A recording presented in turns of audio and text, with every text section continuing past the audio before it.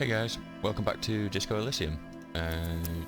So a lot happened in the last episode. We got into a new, well, somewhere that we kind of knew existed but hadn't been able to get to before, and then met some new characters. Mainly this rather seemingly lovely lady here. I say seemingly because we've been surprised before in this game. Don't think there's anything else in here. We've exhausted all the dialogue options, so let's go back out here. Let's see what the shopkeep's got to say for herself. See if she kind of knew more than she was letting on before, or if she is just genuinely fearful of this place.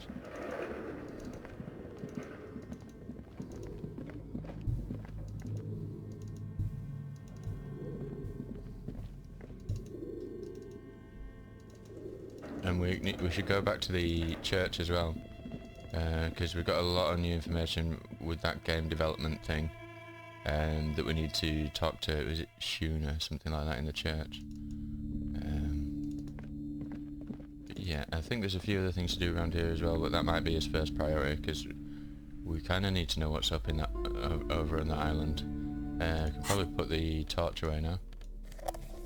We're not needing a crowbar just yet. I do tend to have that out at all times just because, well, you never know when this a crate's going to present itself.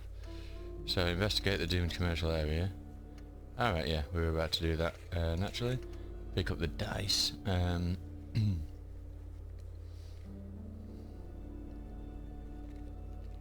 Okay, yeah, it was only like 8 real or 7 real or something for the dice. I don't know if they're going to be useful or if it's just going to be a cool thing to have, but anyway. Is Welling in rags apart? Yeah, we need to talk to Garter as well. That's at 10 o'clock this evening, and we're still a way off from that. We still haven't got a tape. Maybe we can buy a tape, you know, from the pawn shop. So let's have a look.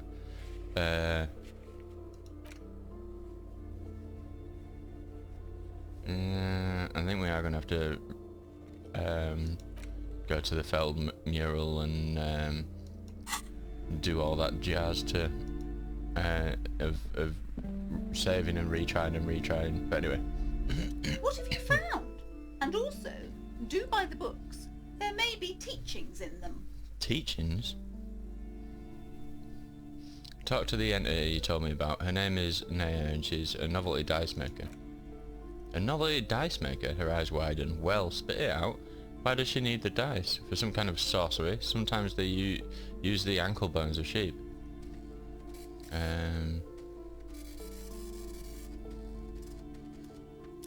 She's not a sorceress or some malicious entity. She's a businesswoman like you. Sorry, I've just eaten. So she looks perplexed. I don't understand. If it's not her, then where is the source of the doom? How did she explain the curse? Before you say anything, ask yourself, is this woman really able to withstand the truth? The narrative she's built herself, it does need tearing down. She's squeezing on the pendant too tight, a drop of blood in her palm. Tell with it, perchance you ought to just lie, sire? No, we tell the truth. So she says there is no curse because there are too many inconsistencies. The source is taxidermist shop. Honestly, I don't have an answer yet. There's still leads to be followed. There's another entertainment. Yeah, there's no curse because there are too many inconsistencies. The woman scoffs at you with an audible snort. Too many inconsistencies? What kind of talk is that? Good luck persuading her. Some people can rationalise anything. Her business has been up and running for a long time now. Yes, because her business consists of the psychic leech that's been feeding the curse. Red blotches appear on her skin. I see that you've fallen for her manipulation, detective. The investigation is over. I just hope that you haven't made anything worse by going in there. We got a level up there. That's a lot of experience. She tucks the pendant away in her blouse and concludes, thank you for nothing. Please do buy some books. I'll be on your way. There was never any other way this could have gone. She's just too far gone into her own mind. I'm sorry we had to disappoint you, ma'am. He turns to you. Can we go now? Yes, we can. I don't have the time for discussing figments of people's imagination that they have crafted into real things in the real world. I just basically described all art there, didn't I? Anything creative. So maybe I do have time for that. I knew what I meant when I was thinking it, but the literal words I said were actually, yeah. Good stuff, good work, good times for all.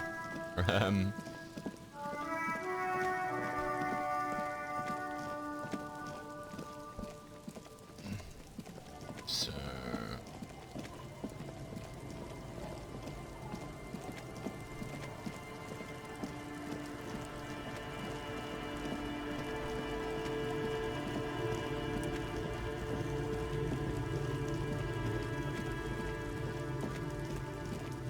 It's going to be interesting. I wonder what she's going to have to say about this. I wonder if she's maybe trying to do the same as the game, but the game company did, or if she's just the because there was stuff to do with the anomaly. There was all sorts of stuff, to be fair. Same address the lead programmer of Fortress Accident was looking for. Yes, indeed.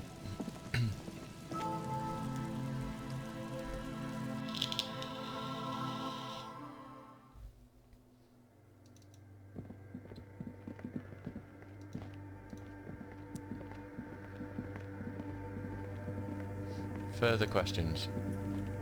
Yes, what is it? Convinced her to cooperate with the Ravers. High, 83%. Nice, that's what we like. Boosh. Listen, about your research, you mentioned earlier that it's not going very well. Maybe I can help with something. What? She looks up from her work, disorientated. No, I really don't need any help with the project. But if I could help you finish the project, then you wouldn't have to live in a church next to the boom boom anymore. Just think about it. She thinks about it, a glassy look in her eyes. A gust of wind brings more snow in from the broken gallery. It touches her hair. Alright, she finally says, blinking twice. Bring me the game's off-site copy from my old workspace, if you really want to help. It's stored on a filament memory and I'm unable to go fetch it myself. Is this the filament you're looking for? No, that's the production schedule. I don't need it. The right filament memory has off-site copy written on silver tape. She doesn't care how you got your hands on the thing. By your old workspace, do you mean the Studio Fortress Accident in the doomed commercial area? Yeah, that's the one. You can get in through the bookshop. You just have to do some explaining to the bookstore lady. You mean Pleasance? That's her name, I believe. Actually, I've already been inside the doomed commercial area. Good. Then you might know the giant ice bear fridge in the building's cellar. The filament is inside the fridge. Just go and get it. Okay. Yep. Alright, I'll go look for the off-site copy. Thanks, she said for a moment. Reaches behind the radio computer and hands you what looks like an oversized pry bar. Oh. And here's my multi-tool. You might need it to hack loose some ice. It opens everything. If you get me the off-site copy, then you can keep the Kvalsund. Interesting. The legendary Kvalsund multi-tool. This is pry bar version 2 for professionals like you. So does that mean we can open more does that mean we can open the shelter? Perchance. That would be really cool if we could. So we might not even need to do the what do you call it? Oh, flipping heck, that's a bit of a large device.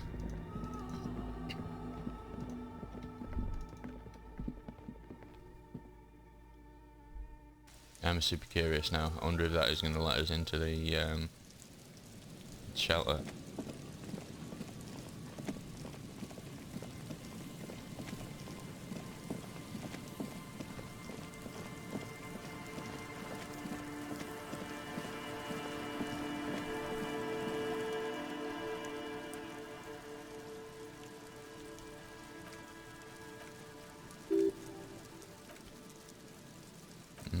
And it's not even giving us the option to try anymore. I'm sure it did when we first got there. Anywho. So that was a bit of a run to do a run back.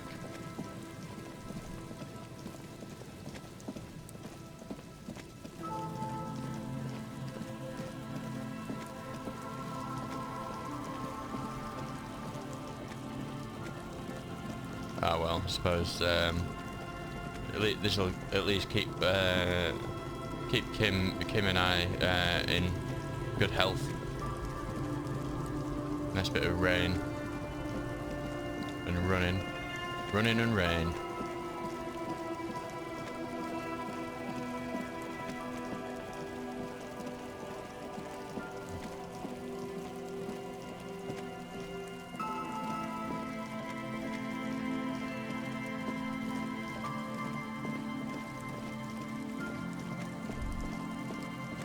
I'm just trying to think if there's anything else that we haven't been able to get into. Should we just nip in the pawn shop and see if there's a tape in there for us?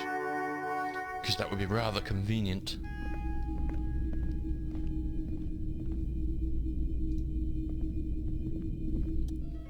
Shelf of boom boxes, no. Knick-knack stand. Dig up a truly cool figurine in the box under the table. Why, what's this? A headless man riding a horse? A headless man wearing futuristic tracksuit trousers that say Falun. Oh, that's the headless Falun rider. Who? The headless Falun rider. It's an urban legend about a man who rides the streets of Revachol sporting a Falun tracksuit. As you can see, he's missing his head. He points at the decapitated figure. 50 cents. Bargain priced. I'll throw in the tiny cap too. I think he's looking for it or something. That part of the story has many interpretations. Yeah, why not? Did I mention that this figurine is supposed to be lucky? Always carry it with you, he grins. Okay. What's this? Oh, is that the traffic light or something that's ridiculously expensive? Ah, a rack of second-hand uniforms, wow. Very large red t-shirt with an impressive print stands out from the other garb. Oh yeah? Oh yeah, the print depicts a muscled man striding towards you, a giant sword in each hand, encircled by burning embers. Behind him is a cluster of cabins engulfed in flames. Beneath him are the words, Helmdall burning. The antlers on the hood of the man's cloak and his piercing blue eyes are familiar. What's the deal with this man on this t-shirt? It's the man from Helmdall, walking away from his burning village, yes. I'm guessing I'm supposed to know who this man from Helmdall is, but I lost my memory recently and need help remembering basic facts about reality. Said I lost my memory recently and need help remembering basic facts about reality. Oh, I see. That's tough, man. I feel the same way sometimes. The man from Helmdall is the hero of a series of popular books based on a fictional version of Cartler. In fact, he leans in, most people don't think that man from Helmdall ever really existed, but they are wrong. Lieutenant raises a brow. Helmdall isn't a real place. Neither is the man a real man, of course, but both the man and Helmdall are an ontological necessity. He stops abruptly. But hey, it's not worth getting into an argument about. Sniff the t-shirt. It smells like warm cotton and a little old sweater. Warm cotton with a side of flea market or trash bin. Sniffing is okay, says the shopkeep, but please don't try anything on. Can't have you leaving your photo emissions in the fabric of things you're not going to buy. How much are you selling this t-shirt for? 2 real. Lieutenant raises his eyebrows. That's dirt cheap. Couldn't you just give it me for free then? He frowns. But why? I guess I can't really think of any good reason. Yeah, that's 2 real. Why not? It's pretty cheap for a t-shirt. That, I guess, is a light. It's 700 real. I wonder what happens if you buy that. There must be something. Hello, hello. Let me know if I can help you with anything.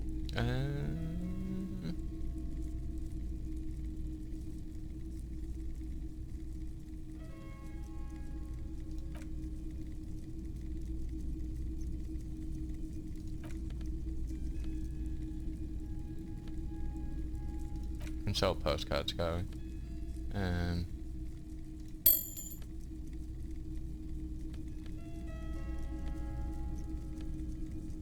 goody.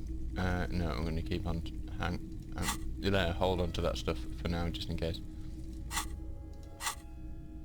Okay. Cheers. See you in a bit. So is that thing? Is that like? Is it when he's saying it's lucky? Does he actually mean it's lucky?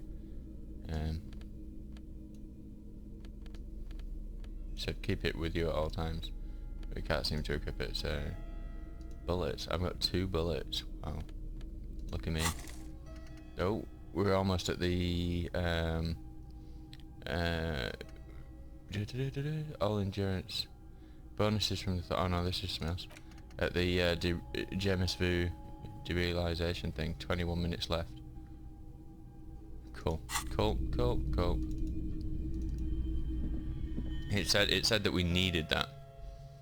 Don't know whether it just meant it actually meant that it is going to be super useful, or that just in character we kind of need it. Right, okay, so we can, rather than going all the way through the bookshop now, we can just go through this front door, can't we? And then that puts us straight back in the cellar.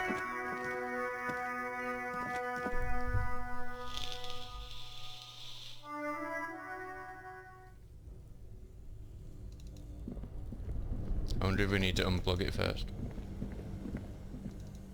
Oh, we want to get the torch out, don't we?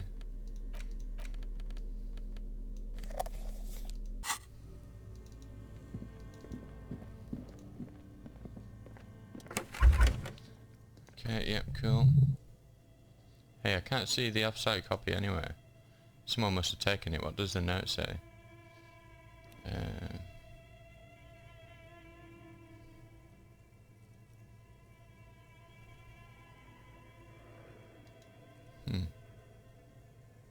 What does what note say?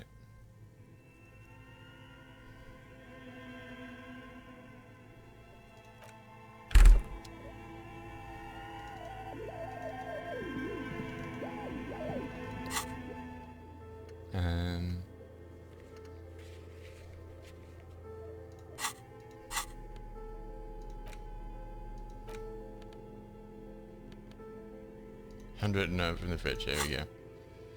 The note is written with a blue pencil on a piece of lined office paper. The kitchen magnets have left spots on its surface. Does it say anything interesting? The lieutenant leans closer to read the crumpled note over his shoulder. This is tangential at best, but the lieutenant's detective instinct is still active. Read the note. Someone has scribbled S. I can't believe the off-site copy is still here. The illiterate ginger kid keeps stealing stuff from the studio, so I had to hide it somewhere safe. You'll find the filament memory with the off-site copy in the frozen ice cream maker. Please take it home ASAP, it's important. I'd do it myself if I lived in a civilized place with a freezer. Take care. Silisla. You'll find the filament memory with the... Someone has moved the filament, but who? Silisla? Wasn't it one of Miss Lucannon-Killed's co-workers? He tilts his head. I remember coming across the name when we were reading her personal log. Who's Miss Lucannon-Killed? I'm forgetting everybody. I think we're right next to the frozen ice cream maker, aren't we? Okay.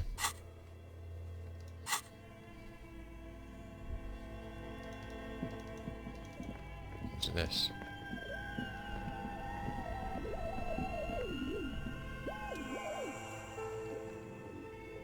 Physical instrument, okay. So we have a bonus from not wearing a shirt for physical instrument, and there was other things as well, weren't there? We might still be wearing it all, to be fair. So it might just be a save and retry jobby.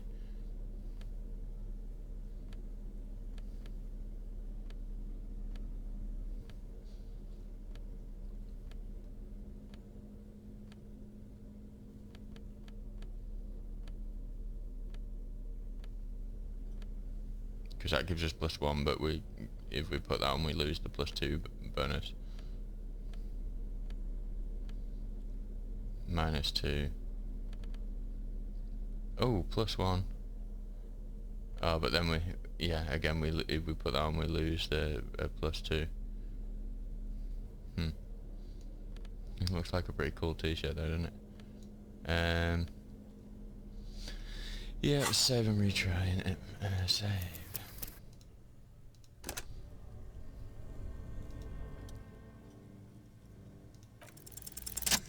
Hey, cool. Ice groans and howls under the strain of your giant Falson multi-tool until the lid cracks open. Blue electric lights come to life.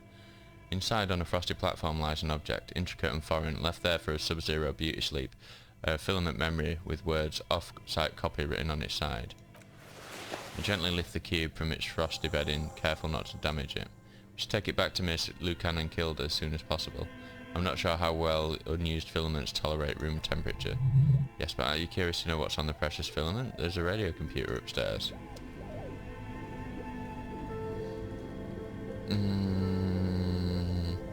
Yeah, okay. Save. Let's go. Let's see if we can find out what's on it without breaking it. Run, chaps, like your life depends on it.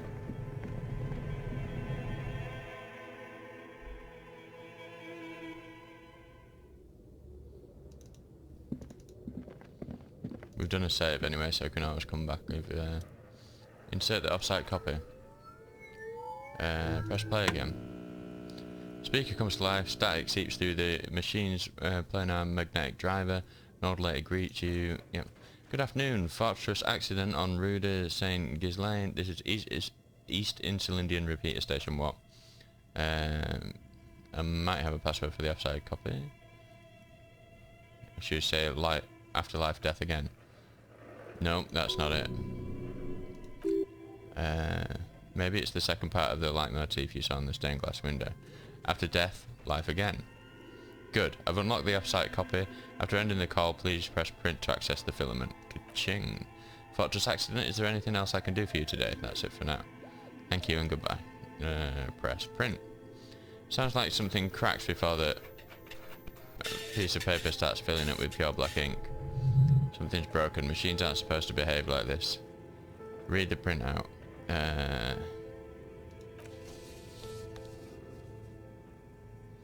Paper is soaked with ink. It's monochrome darkness spanning from margin to margin. It's not possible to make out any information. Oh, come on, 92%.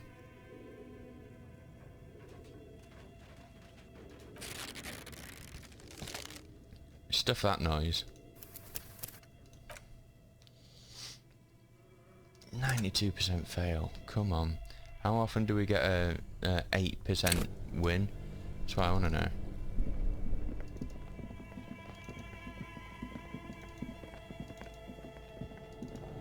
I think the odds are stacked.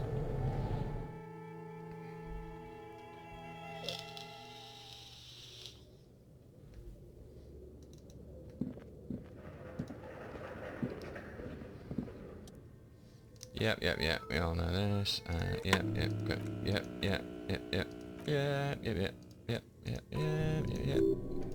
Yep. So for now, play. Oh no. Print.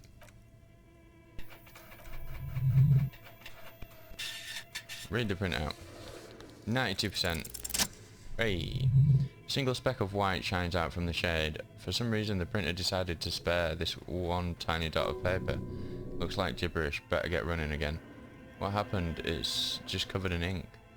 Odd. Lieutenant runs his hand over the ink-soaked paper, staining his fingertips. Something is obviously broken here. Remove the off-site copy. Filament slides out of its glowing nest. Leave. So I wonder if the filament is broken.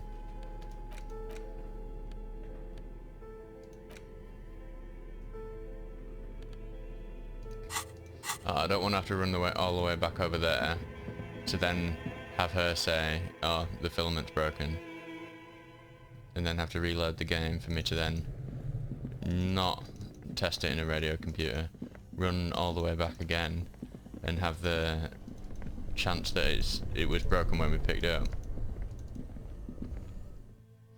This is the time for anxiety.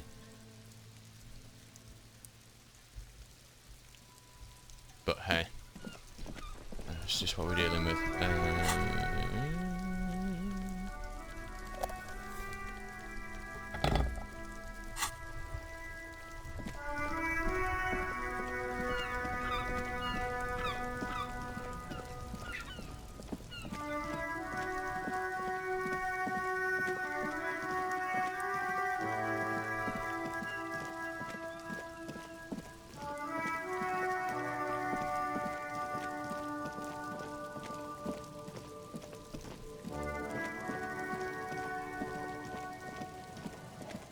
God, these guys are going to be knackered today, aren't they? Oh. Do we want to go that way? Which way do we want to go? It wouldn't have mattered either way, it's fine, innit?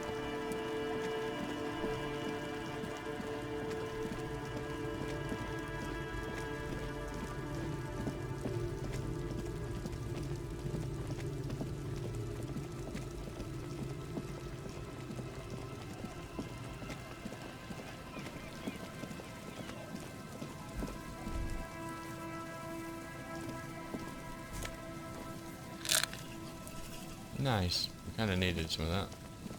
Where are we going? Church.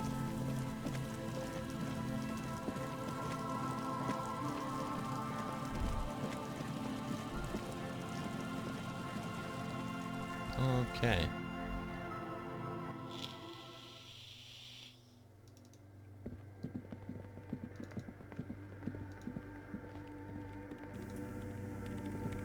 Yes, what is it? I brought you the filament. Thanks. She takes the filament, inspecting the metallic tape on its side. Looks like it's the one. It's going to happen now. Now I'm going to print it out to see what's left of it. She already inserted the filament into the radio computer's core, ready to close the door. What are you even hoping to find? I have a theory, she says, as the filament clicks into place. Lintel was able to divine the location of the anomaly from this broken copy. I want to repeat their calculation, only this time with better equipment. Watch, she says, and presses print on the machine's keyboard. What an intricate display of failure. The paper starts filling out with ink, soaking it in a gleaming blackness. Not a single line of data stands out. This is wrong. Machines shouldn't behave like that. Play it cool, now what? Suna doesn't reply, her hand's running over the printout. She's looking for something, for a morning star. Eyes scouring the millimeters. Here, she suddenly says, rising her ink-stained fingertip. I found it. Where? Lean closer. Hold on, she's behind the keyboard now, typing in some numbers that only she understands. The terminal beeps, and the light inside starts pulsing like a glowing heart. Say nothing. Just give me a second, she murmurs. I'm almost. She clocks up her typing speed. Lieutenant leans closer to whisper. I've never witnessed a programmer work before. Done. Suna jumps up from the keyboard like a spring. I've got it. I found the location of the anomaly. There's joy in her voice as she bumps her fist into the air. Oh my god, congratulations. Thank you, she yells back with a grin. So where is it? Where is your 2mm hole in the world? There, she points at the other end of the church where a group of water bowls forms a ritualistic arch in the swallow. Think you can help me again? She tilts her head, eyes sparkling. Sure. I need you to go move those water bowls for me. I need to double check my calculations. You like moving things around. Moving things around is calming. Just walk over to the circle and follow my instructions. Move the third bowl 2 centimeters to the left and the fourth bowl 5 centimeters to the right. This should do the trick. Third 2 centimeters to the left, fourth 5 centimeters to the right.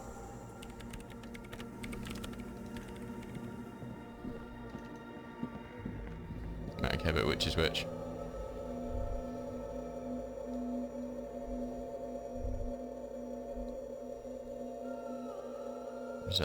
Is that the third one?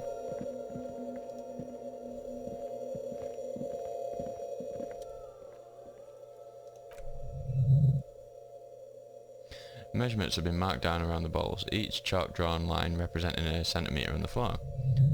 Move the third bowl from the left 2 centimetres away. It moves like a ghost without creating a single trace of sound. Move the fourth bowl from the left 5 centimetres to the right. Oh. Some water spills out of the bowl, wetting the floor. The lead programmer sends you an encouraging thumbs up from across the hall. Time to run back, or maybe walk. This is a sacred place after all. Okay, let's have a look at this. Let's move over here. Okay. James vu, the opposite of deja vu. Not already seen, but never seen. Everything that should be familiar appears strange and new, like some half-forgotten day in your childhood, and only now. Oh, sorry, only now. That's the feeling you've been having for who knows how long. You should go and ask Joyce Messier about this. What world are we in? This is the fundamental question. +1 encyclopedia, nothing is familiar. +1 XP for every orb clipped, and all intellect learning caps raised by 1. Okay, it's not a bad one. We've already got a lot of intellect stuff, but it's okay. Oh, maybe we should walk, like it says. Oh, autosave. What's going to happen? Yes, what is it? I moved the water bowls to the right position, just like you asked. What's next? Great, everything should be aligned now. She stops biting into her chapped lip. Okay, let's get this party started. Yeah, she snaps out of the lull. Let's do it. Now the only thing left to do is unmute the headphones. If we've got the location right, we should then be able to hear whatever sound this anomaly makes. Wait, why did you have your headphones on mute in the first place? Honestly, she's avoiding your gaze. Honestly, I'm a little scared. Isn't it just going to be silence and nothing else? I don't know. She stares at the heart of her computer. That's what I'm scared of. I don't know. It could be anything. I mean, what sound does nothing make? How can you even listen to something that doesn't exist? She turns to face you, mainframe throwing shadows on her chin. What if silence is only what surrounds it, but the swallow itself is? She grows silent. Her face very pale in the cold light of electricity. You're right, we should be cautious. We don't know what we're dealing with here. Maybe, she rubs her face. Maybe I'm just tired. It's scary, but we just have to face it. Yeah, she breathes in. You're right, let's do it. She puts on her oversized headphones, ready to press unmute on the keyboard. Lieutenant takes a step back, and then nothing. Nothing happens as soon as Lieutenant Kilder presses unmute on the keyboard. Nothing but silence. You can hear some small animal cross the floor in the chancel. It's that quiet in the sanctuary. Can you hear anything? Say nothing. She doesn't talk, her eyes closed and brows knitted together in a state of deep focus, one hand cupping the headphone. Well? Damn it, she lets out a loud sigh before tearing off her headphones. She's still avoiding your gaze. Well, did you hear anything? No, of course not, she says, clearly disappointed. Nothing happened, let's move on. Despite her fear, she was hoping for something extraordinary to take place. What do you mean nothing happened? Did you find the swallow? No. She rests her face on her hands, massaging her forehead. No, my hypothesis was wrong. According to this, I should have heard something if I got the coordinates right. Like I said, silence is only what surrounds it. But this, she raises her head, staring at all the machines that litter the church, cables coiling up on the floor like pests. This is just another failure. Silence sounds like silence, that's all it is. You can try on the headphones, see if you hear anything, but don't get your hopes up. This can't be it, you should have a listen. Oh, let me just... Perception. I'm sure we must have some perception stuff. I don't like the looks of 58%.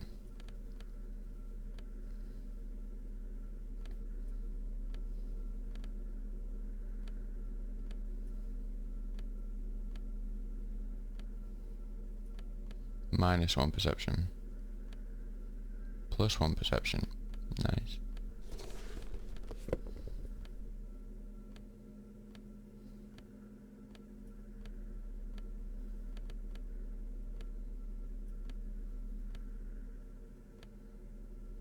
-1 perception. Okay. Do you know what would be amazing in this game? If there was like an auto kit outfit to maximise a certain stat, that'd be amazing. Anyway, anywho, let's pop a save, as was the style at the time.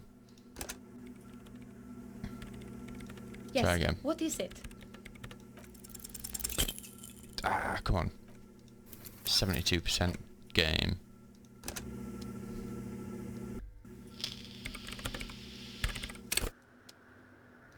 Yes. What is it? Everything disappears. You're draped in silence like a drowning man staring into his puny little headspace. And then the pressure changes. What does it mean?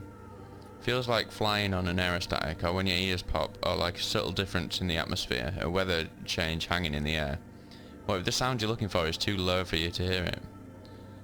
Sooner, what if we just need a better sound system?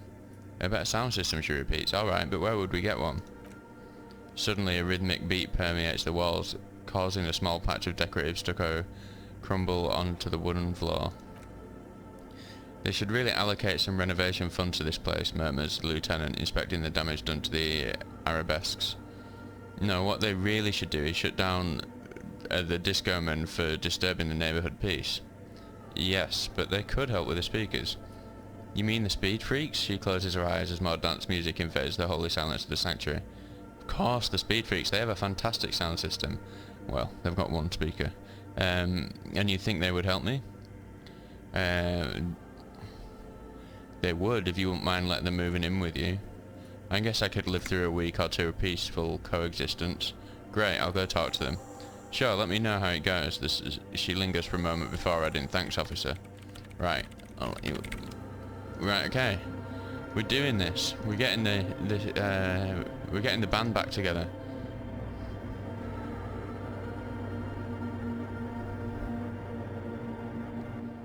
So I figure whatever happens of bringing these guys into the church kinda is gonna somehow help the story along. Because there's a couple of, like speaking to the girl, she will only trust us enough to tell us more information once we've moved them in. Here we go again. Hi again. So, how are things going? Good news, everyone. I managed to convince Suna she's okay with you guys moving in, but on one condition. She needs your speakers for her project.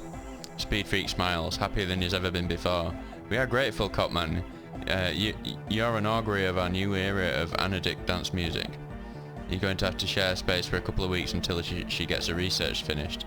That's fine, we can manage, he grins, excited. And what about the side business? Have you made up your mind? You mean the drug lab? Yeah, that's not going to happen. Oh man, really? His smile waned slightly. You're a complete ballbuster. Fine, he seems disappointed. We can make do. It's going to take us a bit to move our stuff inside. A couple of hours maybe. Come check back later. Andre waves to the other speed freaks. Let's get moving.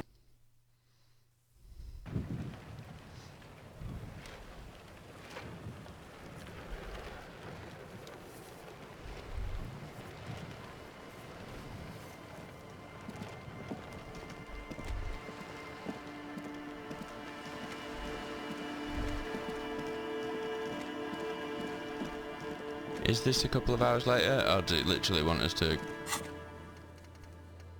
visit the nightclub after ravers have moved in?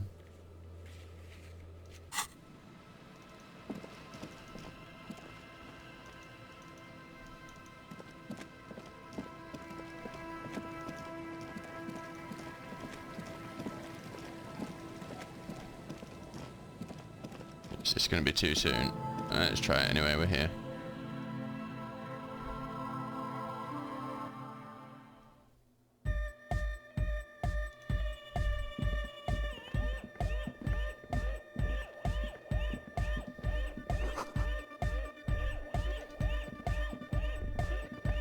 Okay, let's see if we can do the experiment before we do anything else.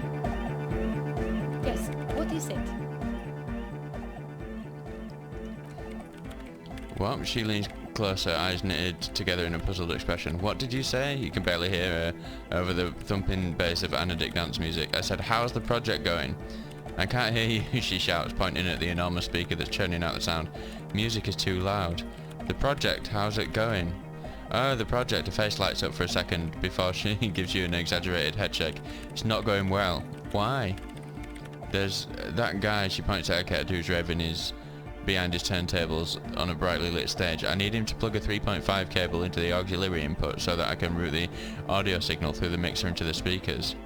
Why don't you just ask him? He doesn't listen to me. He only ever seems to care about hardcore and Yakakata, places apparently.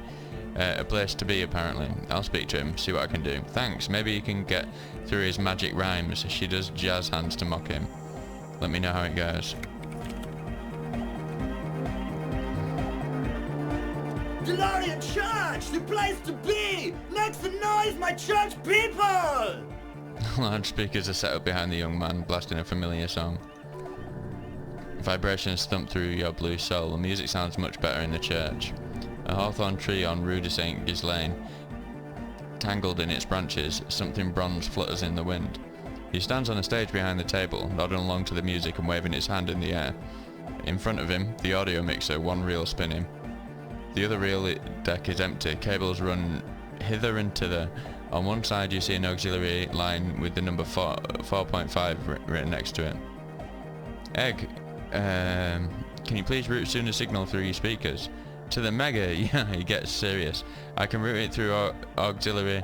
What kind of cable does she use, 3.5 or 4.5? It's 3.5, no doubt about it. It's on the ground. Oh, she uses 3.5? An uncomfortable pause follows. Yeah, the auxiliary line in is 4.5. These two don't mix. Oh no, the lieutenant closes his eyes. We're going to be in this church forever.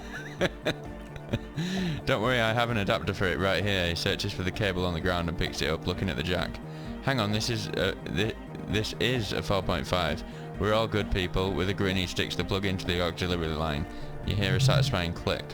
Whew, thank God. Adapters noticeably degrade the sound quality. Great, someone got through to him. Okay, let's get it all set up. Can we turn off the music, please? Egg, the music? Everybody, don't panic. I'm going to turn off the Arno for just a sec. The young man shouts as he clicks on a switch on the mixer for a special scheduled event. The Arno will be back, but we're doing something else for one moment. He turns to you. Alright, go tell her that Egghead is ready to rave her tunes, and then I'll turn off the music. How'd you like it in the church? Yeah, back on the case, no disgrace. He pumps his fist in the air. Bring it down to a party place. The first page of the second chapter, his voice echoes all around the grand hall. Could it be, maybe for him, you only have a chapter or two left in you. Last of the penultimate, more like. Ooh, is that a foreshadowing? Yes, what is it? Okay, alright, talk to Egghead. You plugged in the cable, you can now unmute your speakers. Okay, but she seems hesitant, her eyes still fixed on Egghead. Think you can ask him to turn the volume down a bit, just in case? Maximum, shouts Egghead, a great smile still adorning his face larger than a red dwarf star. Maximum is the only way. I know it is, but could you please turn it down just this instant, just this one time? Maximum is not the only way, okay? Pump it to the brick, pump it to the hard master, there is no other way, glue style. Glue style? Okay, there is literally no other way. The mixing desk is glued to the maximum. See? She turns to face you, ready to give up. He pumps it to the hard master. It's hopeless. I think what Egghead is trying to say here is the volume button is stuck on maximum. Of course it is, she shrugs, consigned to her fate. Yeah, permanent enlightenment, ray of sound. Never mind then, let's get on with our project. I'm going to unmute the speakers on the count of 5. Everyone ready? She looks around the church. Egghead pumps his hand on the air, waiting for the beat to drop. Born ready, says Andre. Ready, yells Noid. Finally, Estelle turns to face you and Kim. I'm ready if you two are, detectives. Lieutenant nods stoically. Not so stoically, his hand moves to the gun holster. There's tightness in your chest, anxiety. Okay, ready. 5, 4, 3, 2, 1. Thunderbirds are mute, disengaged. She lifts her hand from the keyboard. Complete silence fills the room.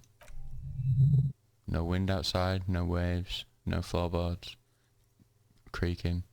Total continuous silence. This is unnatural. The woman looks around. In the silence you see dust move on the floorboards. Driver of the speaker vibrates in the air and then stops. Plasterwork begins to crumble down the walls. In the silence, a low hum starts creeping up your spine. It's a song inside you, not in the speakers, not in the room. A great bass sigh in the basement of your mind. Slowly it builds until the air around you starts to vibrate. It's out there now, in the world, made manifest. It will devour everything. The floorboard, the glass, the streets and the people, nothing will remain. Guys, what's going on? There's alarm in the man's voice. He steps back to scan the surroundings. A slight rattle like crystal clattering in the cupboard fills the air, joining the chorus. This fragile world is about to break. It's getting louder, says Noid, his eyes riveted on the strange circle of water basins. In the basins, the water looks like it's boiling. Hosanna, mother of Mega, you hear Egghead yell, then something else, but his voice is growing faint. I've never heard anything this hardcore in my life. The beauty and the beat, the future of dance planetary. No, Egg, it's the window. The glass shards around Delora's dazed, vacant heart appear to be vibrating from the sound. Almost looks as if she's alive. In the corner of your eye, the lieutenant steps aside cautiously, his eyes searching for a possible evacuation route. The window is going to come down, and no, the roof. She looks up, a screech fills the air, a scream of wood and nails. The pillars around the church twist and creak above and around you. Cracks appear on the stained glass window, cracks run up the wooden pillars in the dark. Come down to us, love. Below it all, the bass grows like the jaws of a giant compressor gnawing on metal and wood. It does not sound benevolent at all. It's shaking the building's foundation, the floor twists. A great pulse arises in your flesh. That's it, I'm muting it. She reaches for the keyboard. I want to dance with someone. Everyone don't panic, it's beautiful. Beautiful core, beautiful life. Shit, it doesn't stop. The woman is furiously pressing down on her keyboard, but the sound doesn't stop. Estelle, have you? Yes, I've turned it off, she yells, holding the contact mic in her hand. Andre, pull the compressor. This place is going to come down. Look, Andre frantically smashes buttons. I can't shut it up. The signal's passed. It's not in here. It's in the mixing desk now, building into a positive feedback loop. This is it, a great roar. The vault of the roof twists above you. The glass shatters somewhere near the door. It's coming down. Egghead, it's in the desk.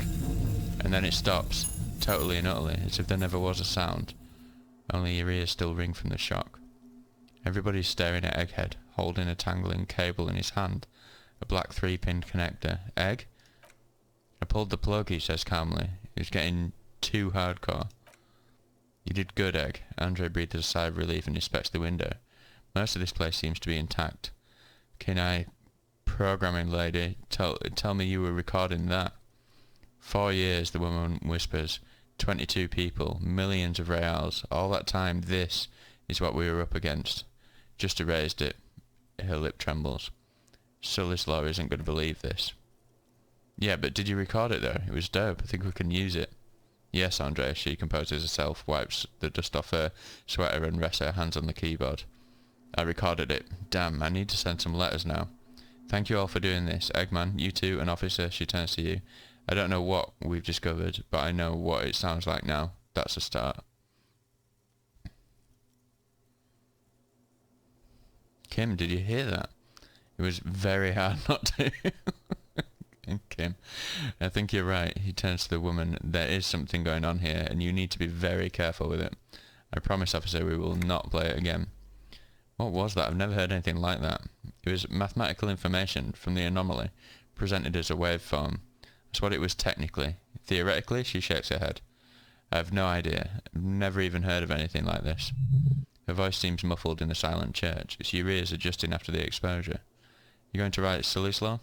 Yes, our lead designer, and maybe some of the producers too, and some of the writers, if they're sober enough to open a transmission. They need to hear. They need to hear about this. Don't worry, I won't send the recording, although I doubt they have the speakers to produce the frequency anyway. What happens now? Are you going to... Stay here, she cuts you off. Her deft fingers already on the keyboard. I'm going to stay here with these lunatics, send letters, maybe meet Sully's Law, also divide further measurements. I want you to know that's totally chill with us. I don't care, she blurts, then reconsiders, but thank you anyway. That's the best she can manage for Andre. It's quite a lot in truth, for her at least. Now, her hands move on the keyboard. I have a theory to come up with. Some kind of preliminary explanation for all this, or the letter will sound like I've lost my mind. Yes, and we have to get back to stabilising Martinez, he breathes out, trying to shake off tension, instead of demolishing it with loud bass noise of unknown origins. Some tiny hard thing lets go in your stomach, you're still alive. You don't know enough about the world, but that Joyce, if you knew all she knows, could put it together. Logic godly, form a theory on the 2 mil hole in the world. Okay. Logic. We going quite good for logic, aren't we? Oh, 5, it's not too great. We got 2 levels up there, so we can use 1 on logic. That gives us a better chance, and then here we go again. Logic. +1 logic. Oh.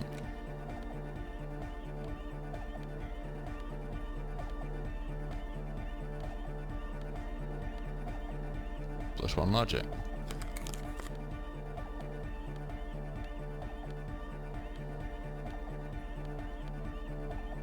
Minus 1 logic.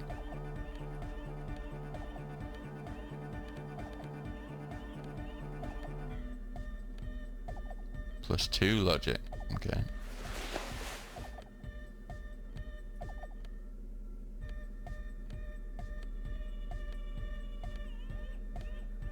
Okay, cool.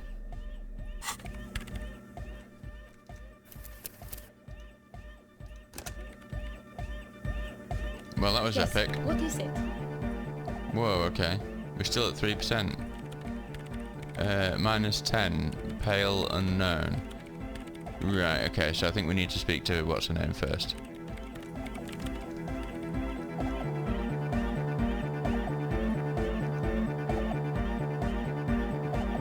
Good morning! Yeah! Hardcore! Well, that was a crazy sound we heard before. Yeah, it was awesome and scary. Very hardcore. His voice booms through the chamber, then gets silent. Too hardcore, in fact. He brushes his hand through his hair. I couldn't control it at all. What happened? It sucks up all the air in the mix until it's the only thing left. Starts compressing itself and everything around it. Completely fills up the headspace. Extreme. Inside your chest, the heart beats still with the after effects of the sound. Imagine if you could harness that power, making it pulse. Is there anything we can do about him? Oh, his mind is seemingly selecting through the options. I don't know, maybe someone can do something with this. I imagine this is the sound that the future could make. It sounds like the future could be even more hardcore than I ever imagined. Yeah.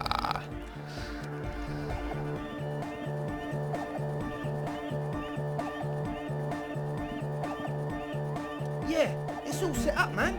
Can you already imagine 1,000 people in here? 10,000? He waves his hand in an unbelievably lame, non-hardcore manner. Ecstatic vibrations, totally transcendent. And I've finished setting up the new compressor too. He looks at the imposing black box in the corner that's churning out the Now sound. the only thing left to do is the name of the club. Will you do the honours, detective?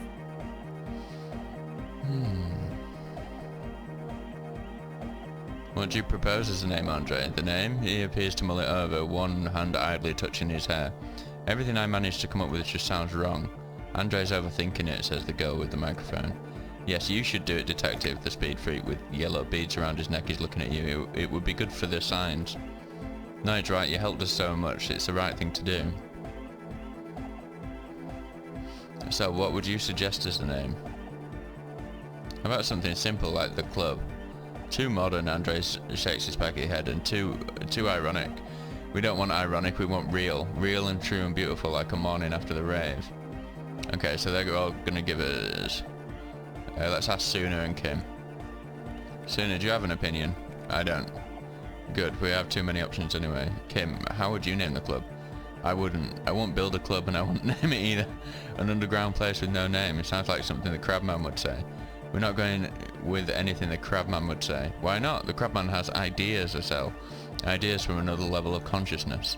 I don't care. I don't like the Crabman and I don't like his ideas. His ideas are spooky. Next, please. Right, okay. Aha, okay. Disco Elysium. No truce with the Furies and Revocol West. We've got to do it, haven't we? Disco Elysium. Like that DeLorean word for the world, you mean? Elysium. But Disco Elysium, she looks unsure. Isn't it wacky? Disco's kind of gone, isn't it? Forgotten. The past is the future, but the future is dead. No, it's beautiful. Beautiful and brave, like we want it to be. And short, and memorable. It's settled then. Everyone, welcome to Disco Elysium. A light beam washes over the dance floor, bathing it in violet blue. The wind brings some snow in from the broken gallery. It wraps you in its embrace, cold and luminous. You should return to the mural soon. To the one that said, tomorrow is just a whisper away. Andre breaks into frenzied dance-like motion to celebrate the name. Someone turns up the beat. Observe his movement. What are you doing, Andre? I'm dancing. He performs yet another strange pattern of moves.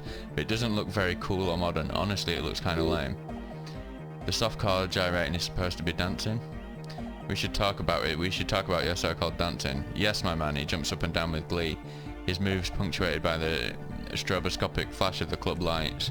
Talk? What is there to talk about if you can express yourself with moves? Audio waves thump against your ribcage. The speaker setup makes everything sound much better.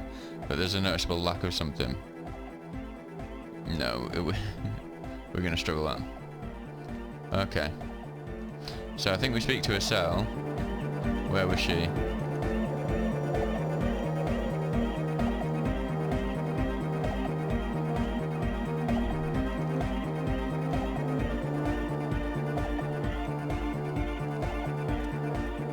She's whistling a melody, her trusted contact mic attached to a wooden pulpit. At the sound of your footsteps, she stops what she was doing and turns to you. I've been recording some new audio from all these beams and rafters. The sounds travelling through the wood, creaks and stuff. Like you're underwater, you know, but like underwater inside a tree. Yeah, totally get that. But that's not really what I wanted to talk about. I wanted to thank you instead. What for? For getting me and my friends in here, and we even found some new associates, such as they are. How's everyone doing? Good, I think. Noidy's getting a read on the place. I think he finds the carpentry very impressive. Andre's been setting up the compressor and dancing.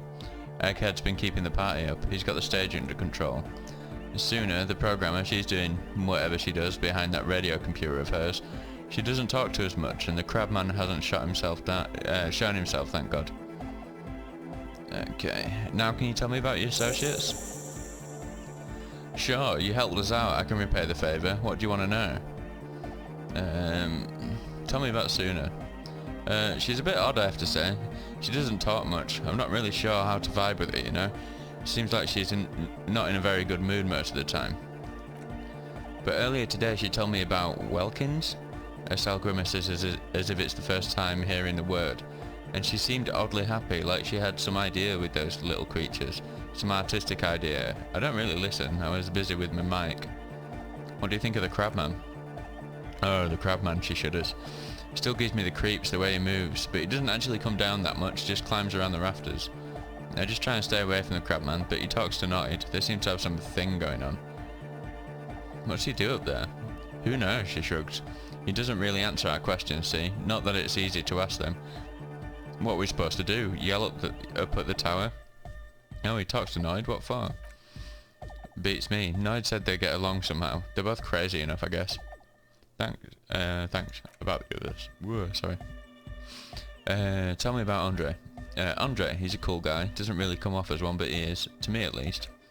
He takes care of shit. Sorry, I mean, he's got a vision of what life should be, you know? He tries to push things until everything falls into place. He's an organizer.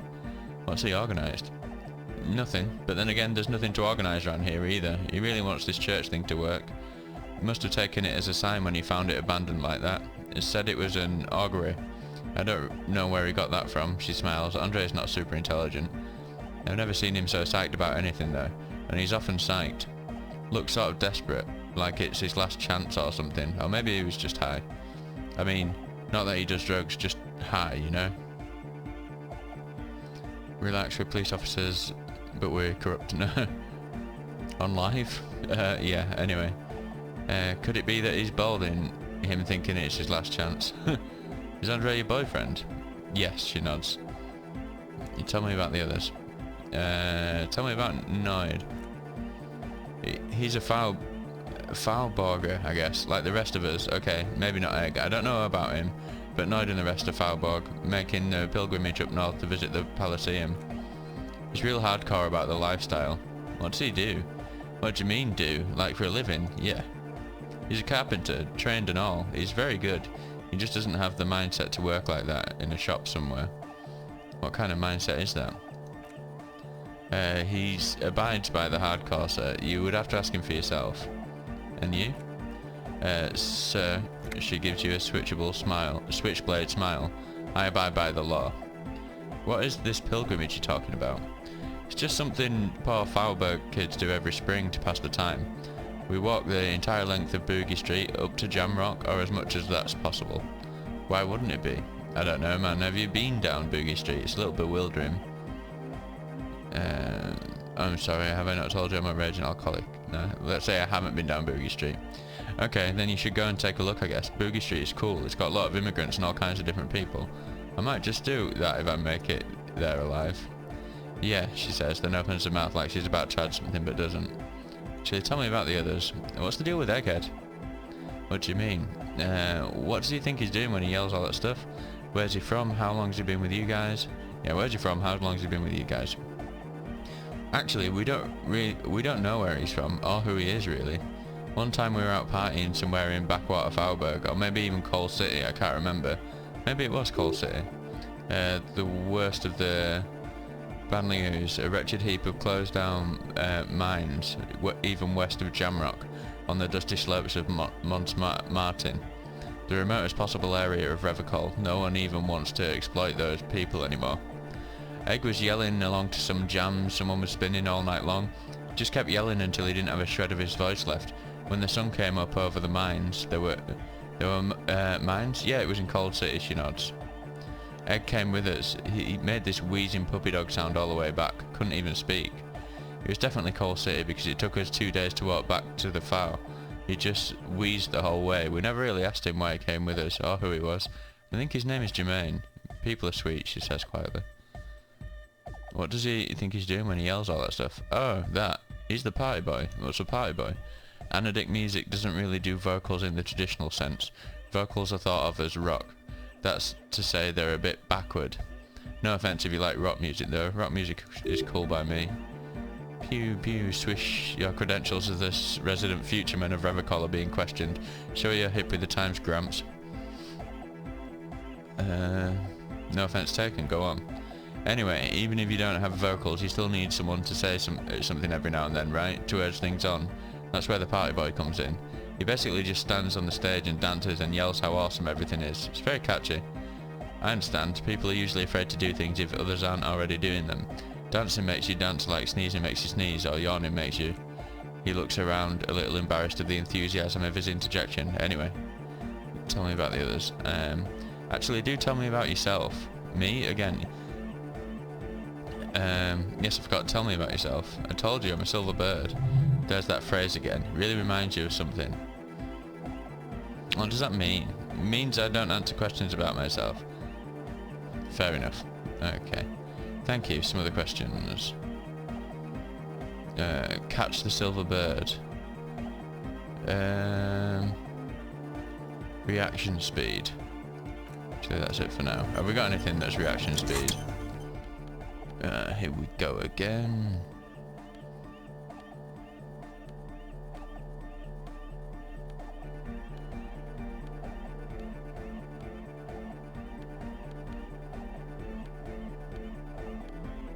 Oh, -1 reaction speed.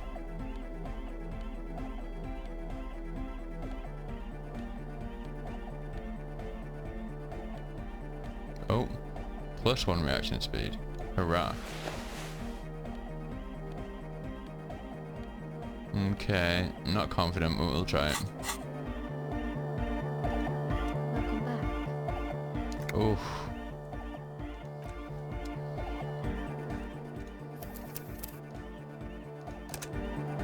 Welcome back.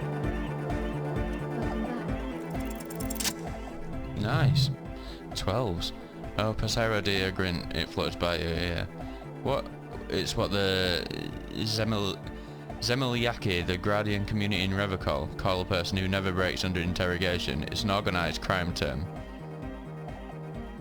I remember now, it's a Zemelyaki term for someone who won't break under questioning, an organised crime term. What do you mean? The silver bird. Alright, she concedes. My father was a Zemelyaki. He died years ago. He was a bad man. Not a lot of good things to say about him and what he did.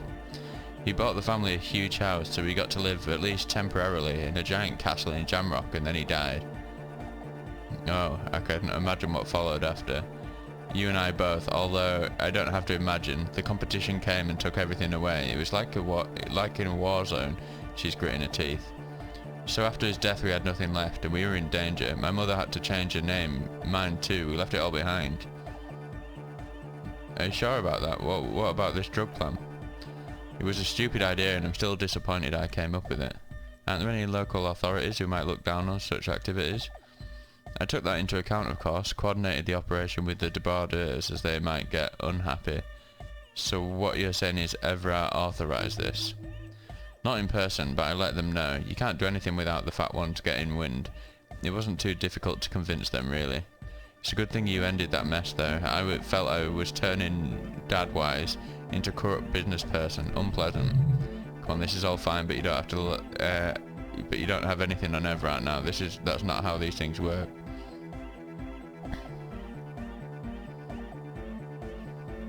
We should confront Everett about this. Maybe we can manipulate him using the information. No, I don't think it would lead anywhere with Everett. He's just going to deny it. Yeah, she really draws out the word. Have you seen Everett? Actually, that's it for now. Okay. Interesting. I don't really want to talk to Noid.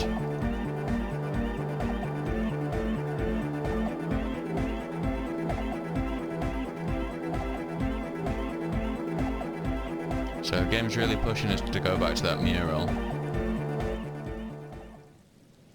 But I think we need to, before we do that, let's just go back to...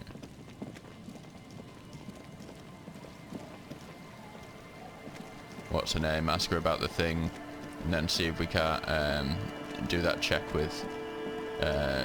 I'm forgetting everyone's names at this point.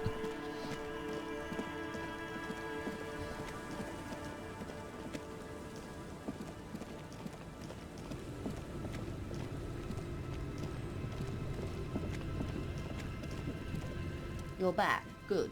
What can I help you with?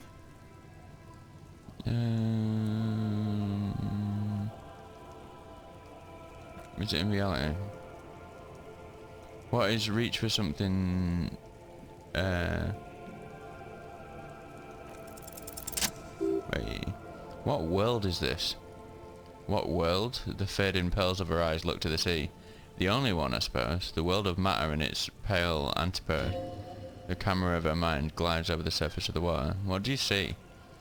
Great bodies of water, forest-covered surfaces, clusters of light where the cities lie. You've seen the montage, we all have. This world is enough, she concludes.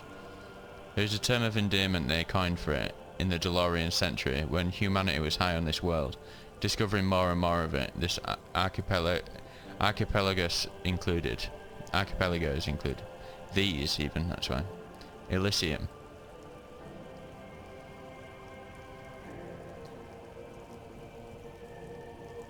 Wait, is this the one with the evil apes? No. Elysium, the world needs a term of endearment. It does. There are those who would call it hell. What is hell? A term of hatred that originates, like many such things, with the Mesk fascists. There. I don't feel like I've got... I don't think yeah, I've got the clear picture. Let's proceed to another term. I am, after all, bourgeoisie and female, hardly the perfect ambassador for the world.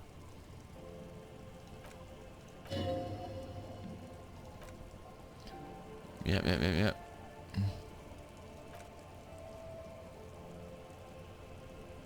Wait, is this the one with the evil apes? Not in this case, no. That sounds more like something the Mesk petrofascists might say, her gaze wanders. The Confederate Republic of Mesk, the world's largest state by territory, has fallen into an especially nihilistic strain of nationalism lately.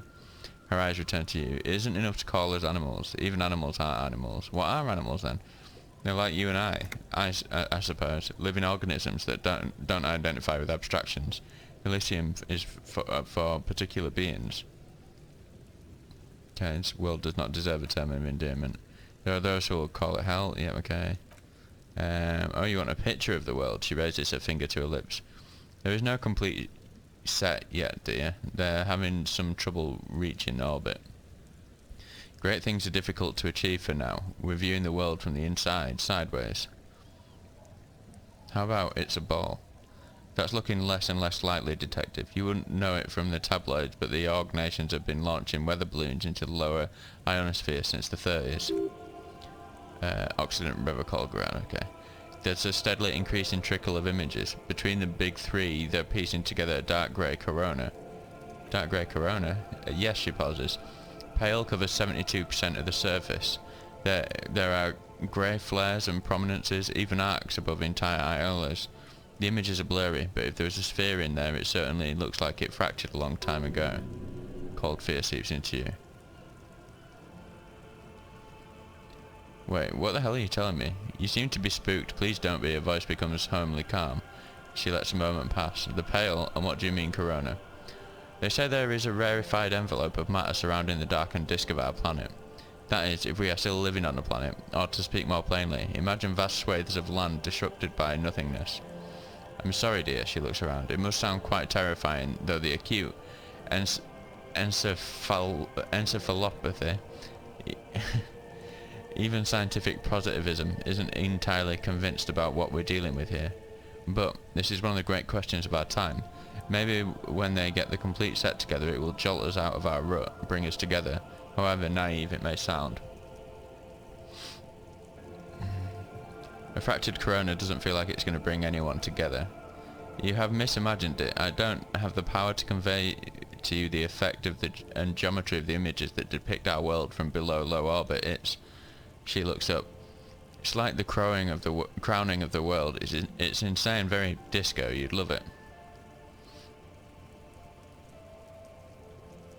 Well, if you say it's disco. See, everyone finds something worth holding on to in this world, however wasted its opportunities. The cold seeps into you, the air is heavy with 8% humidity. Suddenly, you're conscious of yourself standing there, on whatever this all is. Your arms hang down by your sides. Lieutenant observes you both silently. He adjusts his glasses. He said pale. What is pale? The pale is not, technically speaking, part of reality. Yes, Lieutenant looks at his watch. Also, I think we've had enough excitement for today. You do have a case to attend to. Of course, Lieutenant, she bows, then turns to you. Let's try something else. I don't want to. I want to know what the pale is. I don't think your colleague would appreciate that. He has already been so patient with this whole exercise. Let's continue with something else, alright? She leans against the railing. You can ask about anything else in the world. Anything. Ask for Kim to step away while you discuss the pale. Boom. Kim, can I talk to the mom alone for a second? Fine. He steps away with his notes. Well, that was easy. See, what can you do? You're a grown man. Now what is the pale? Are you sure? Are you sure? Your colleague seemed adamant. Yes, what is the pale? Okay, she concedes. Pale is the most dominant geological feature of the world, detective. The separative tissue between the iolas. It is the inter-iolary mass. Okay, wait, and what is an iola? Iola is a Messinian word for a continent of matter, enveloped on all sides by the pale. Also, isolation or landmass. We used to believe that there was only one. In the last 4 centuries we've discovered 7. Mundi, Seol, Samara, Lilmara, Grad, Katla, and this, Inchalinda. And Inchalinda is an oceanic iola. It comprises mostly of water. Mundi is the largest, Katla the coldest, Inchalinda the bluest. What can I say? She stops. Each is perishing and dear. Okay, and what is the pale like? Achromatic, odorless, featureless. The pale is the enemy of matter and life. It's not like any other or anything in the world. It's the transition state of being into nothingness. The negation of being. That's right, the negation of being. She tightens her hood around her neck. It's cold outside. Is it here? No, detective, we're safe. She points to the sea. It begins there, 6,000 kilometers to the south, and even more to the south, east and west. You are in the middle of the Iola. And hit there? An uproar of matter, darling, rising into the pale, rolling, evaporating even, a great vision. The area of transition between the world and the pale is called porch collapse. Imagine a grey coronal mist, cold vapour, marked by spores of an opportunistic microorganism, a mould that's adapted to grow at the edge of the unrest. She closes her eyes and breathes heavily, the most disco thing you will ever see. You hear your pulse rise, the air feels caustic and cold suddenly. What are its physical qualities? It's difficult to describe, or even measure. Something whose fundamental property is the suspension of properties, physical, epistemological, linguistic. The further into pale you travel, the steeper the degree of suspension, right down to the mathematical. Numbers stop working. No one has yet passed the number barrier. It may be impossible. There's a slippery article in there. Is it the pale or pale? Pale when it's particular, this territory of pale. The pale when it's pale in its entirety. Once you've seen it, she tosses her head. Language balks at the difference. If we're surrounded by pale, how do you get from Iola to Iola? Oh, it is. Her lungs deflate. Her words sound like a sigh. So difficult for us. A squall of birds, hardware operating in the harbour, firm, self-evident. It is possible to force dimensions on the pale. In modern times we can even compress its latitude, bouncing radio waves from one end to the other, shortening the path. But it's still hard for humans to navigate the pale without getting lost or having our minds damaged. The pale can damage the mind extensively. How? Some say the damage stems from extreme sensory deprivation, others that pale somehow consists of past information that's degrading, that it's rarefied past, not rarefied matter. They call it the blend over the self. The pale does not only suspend the laws of physics, but also the laws of psychology, maybe history even. The human mind becomes over-radiated by past. Who says and who argues? The logical positivists say, the dialectical materialists argue. What does this over-radiation feel like? It feels terrible, absolutely terrible. International standards strictly limit civilian travels to 6 days of pale exposure per year. It's more for her, way more. You're not a civilian passenger. No, Lieutenant Dubois. I'm entropanetic business class. I'm cleared and trained for 22 days of pale transit annually. Someone else you've met may have been exposed as well, the strange grey-haired woman in her lorry. Do lorry drivers pass the pale? Yes, carried in the hulls of airships, she nods. It's a horrific job. Automation will abolish it soon. You should ask the pale driver about this, see what she says. Are you over-radiated? Up to my gills, officer. An acidic smile on her lips, getting worse every year. What is entropanetic? Entropanetics, she corrects, is the scientific study of the pale, or a recent iteration of it by way of grad. The study of the pale reaches back 6,000 years. The Pericarnassians called it the Western Plain. They had not travelled the entire circumference of the Pericarnassian Super Iola. It was not merely in the west, it was everywhere, even then, surrounding them. Did they cross it, the Western Plain? There are signs of pre-to-modern crossings.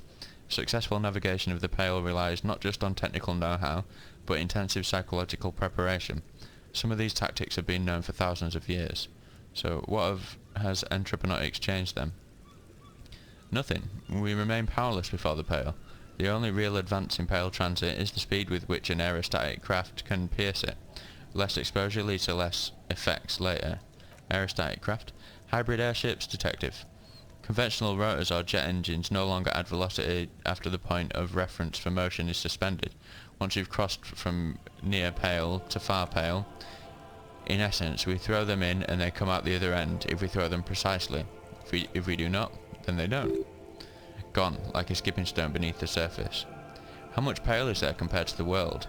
The pale outweighs reality 2 to 1. There is more pale than there is matter, and the ratio is slipping. Slipping how? To our detriment, or what do you think, detective? She looks you in the eye. It's shrinking. There is more and more of the world. Oh no, detective, it's not. One of the few measurable effects of the pale is that it is expanding at an unknown rate. An intuitive conclusion of that development is that one day the pale will cover everything, but this sort of talk is mostly left to extremists. Stay silent. Most people, and indeed most private and government sector organisations, entire civilizations and religions even, find handy ways to ignore or downplay that knowledge. Suggest you do the same. Let's return to reality, please. Yes, sweet reality, she stomps her foot, but before we do, tell me, detective, is this the first time you hear this? Do you really not remember anything? I sometimes sense vague shadows of a past and it's not good. I'm getting a sense of who I am, but no, I didn't know this. Beyond curious. Tell me, what do you think of the pale? You were right, it's disco. Her eyes tense. Crow's feet radiate from them. She observes you, your bloodshot eyes and swollen face. Your alien constitution, sweaty forehead, the beads there, and your heavy breathing. You really didn't know. This does not spell good for the investigation, detective. If you don't know even this, then she stops mid-sentence.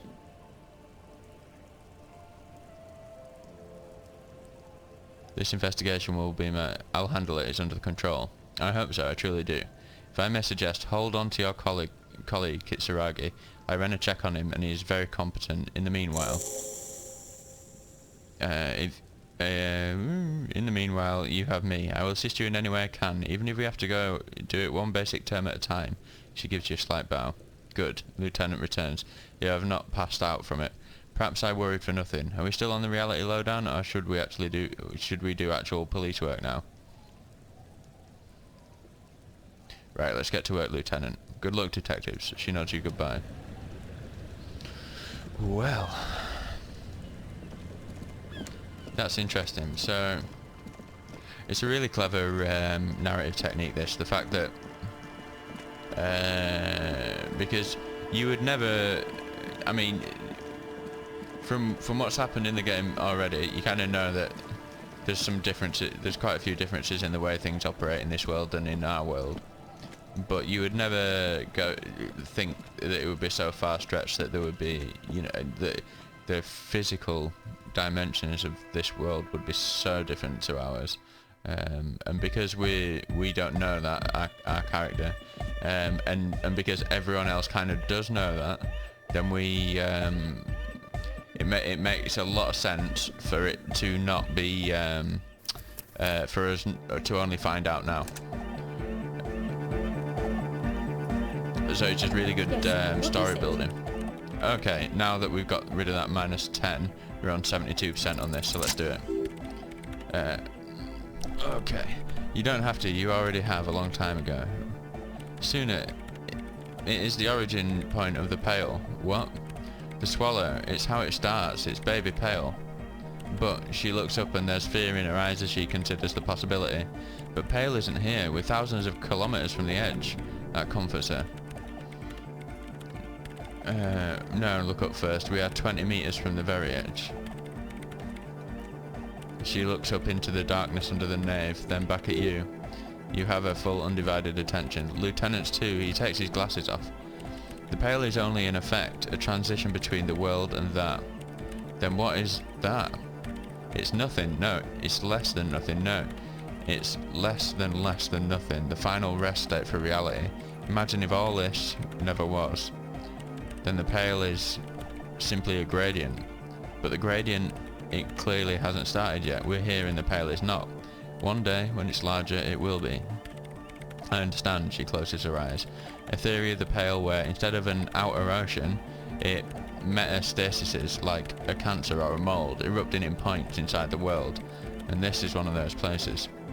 She's silent for a second, then she opens her mouth. According to this, how long until it starts swallowing? It's already started, starting with sound. And information, she nods, causing data losses in the East Indian front.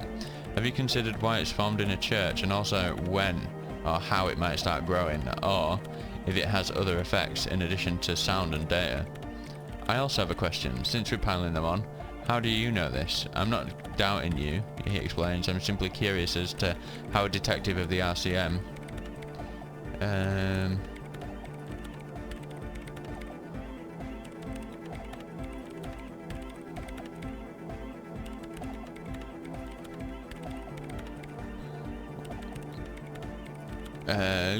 I think I've had this thought before, that's how I know.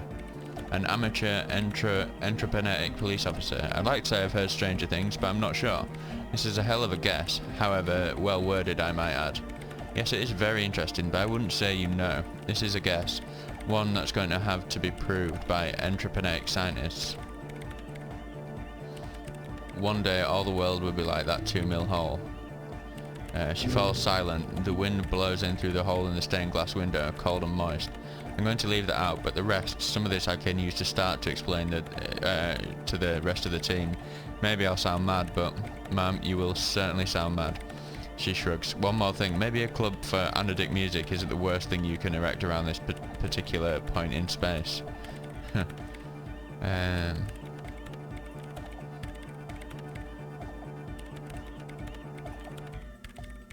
Perhaps not.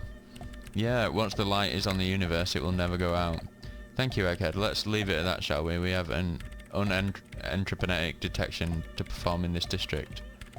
I do have one mystery that still needs solving. The radio ghost in the doomed commercial area's electronic doorbell. The creepy woman, she slaps her forehead. We were wondering about that when we worked there, but I'd completely forgotten about it ever since. It must be an entrepreneuric crosstalk. The one you get in radios and long distance calls. Now it makes sense with the Pale right on the doorstep. Incredible, Lieutenant murmurs. This would also explain why we get it on the police radio all the time. Entrepreneur crosstalk. It's quite common actually. When the signal gets routed through Pale, all kinds of irregularities take place. You may hear snippets of someone else's conversation, or the voice of your former lover, or an echo of an event that took place 100 years ago. Pale is a shroud of memories, and it doesn't really distinguish to whom those memories belong to. You could hear anything. Makes sense. Thanks for explaining that to me. Anytime, she smiles. Right, I'll let you work in peace now. I hope they're not going to do like a... This whole universe is like our... is something we've imagined in some like drug frenzy or like a coma or something. That'd be a disappointing way to wrap this up. I mean, it could connect a lot of dots, but I'm liking this whole kind of different, like it's just a very different kind of physical world. Right, let us go to this. It keeps telling us to come back here because we haven't figured out what to do next, I think, so let's do it.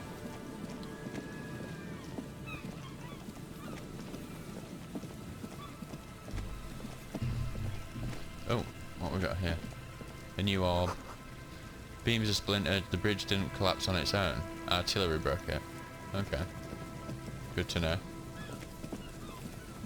And what is it that we need again? Shivers.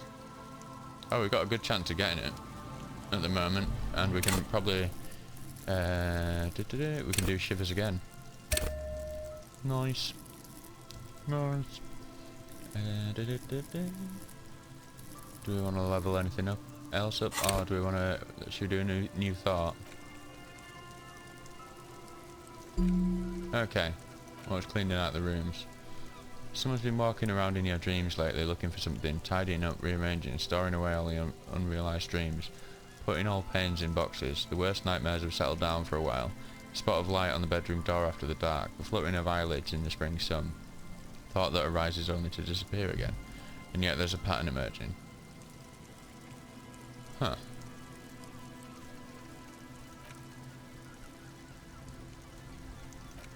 Mysterious, I like it, let's do it. Well, what was it again? I've forgotten already. I got distracted by that. Shivers, that's the one.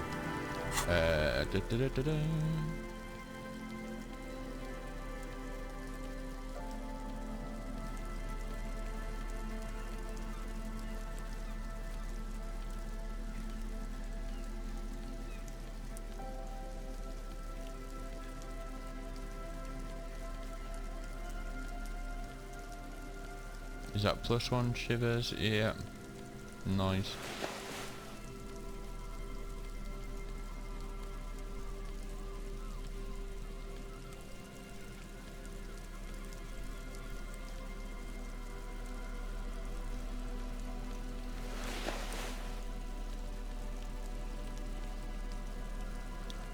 Flipping heck, this is gonna make this like 99% or something, innit? Save it anyway, you never know. Never know.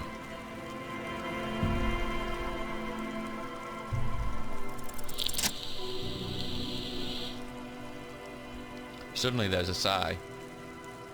Carried on the molecules around you, moving, flowing from high pressure to low pressure, like that of a woman emptying her lungs. She wraps the collapsing stone box in front of you in her breath, flowing through it. Where does it go? In through the collapsed roof, flowing down a concrete staircase to the basement, sweeping away footprints in the dust on the stairs, and then the beach below the boardwalk with its winding tunnels whisper away. I think she's down there, below this building. Okay, why? The wind told me. He shrugged. So how do we get up there? The ladder, potentially. It looks broken, but you can still make it up there. The doors were on the collapsed side of the building. They're gone, basically. Finally, my time to shine. There's a ladder next to the sign. Perhaps we can climb them, enter through the roof. Perhaps you can climb them. We're not climbing anything. I'm 43 years old and I plan to live to see 70. There has to be a way to use brute force. Climbing sounds unsafe. Brute force is safe. Look around and find something to break if the ladder fails.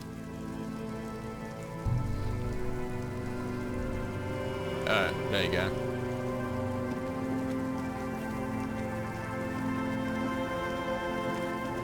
Could we have done that this whole time? Drainage pipe. Perhaps the basement access. Come closer and look in.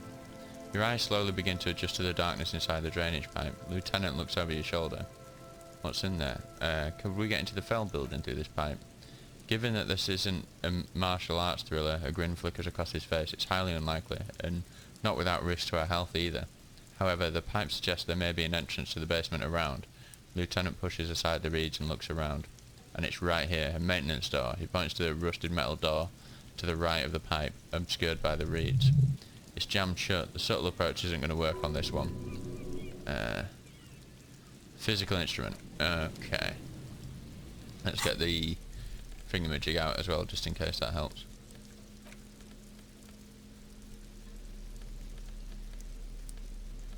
Where is that? Yeah. So we need to take off the t-shirt. We got -2 from something.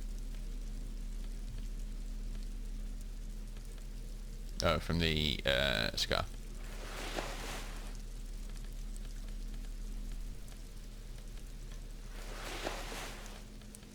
I don't think there's anything else. I think everything that we've got that's physical instrument would take away our... would give us 1 but take away our bonus for physical instrument for not wearing a shirt. If memory serves correct. Yeah, that's one of them.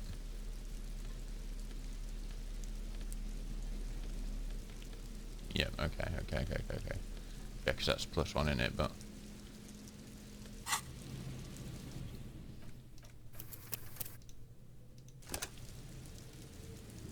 Right, so where's this door that Kim's found?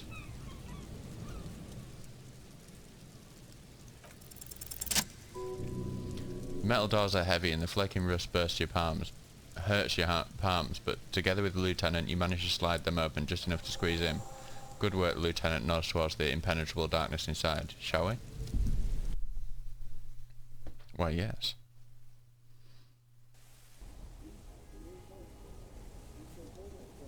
Flashlight much? Ha! Yep. Okay. Bum bum bum bum bum bum bum bum.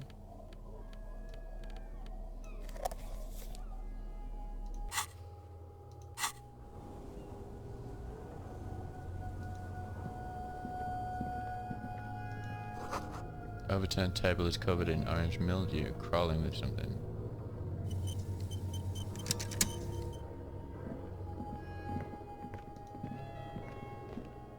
Oh. What did I just do? Okay.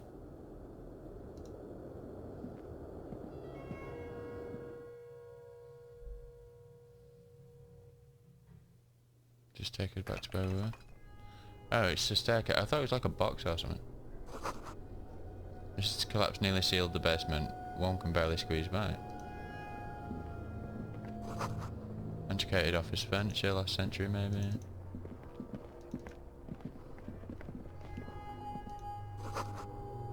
Old folders in the cart, documents with silvery mould.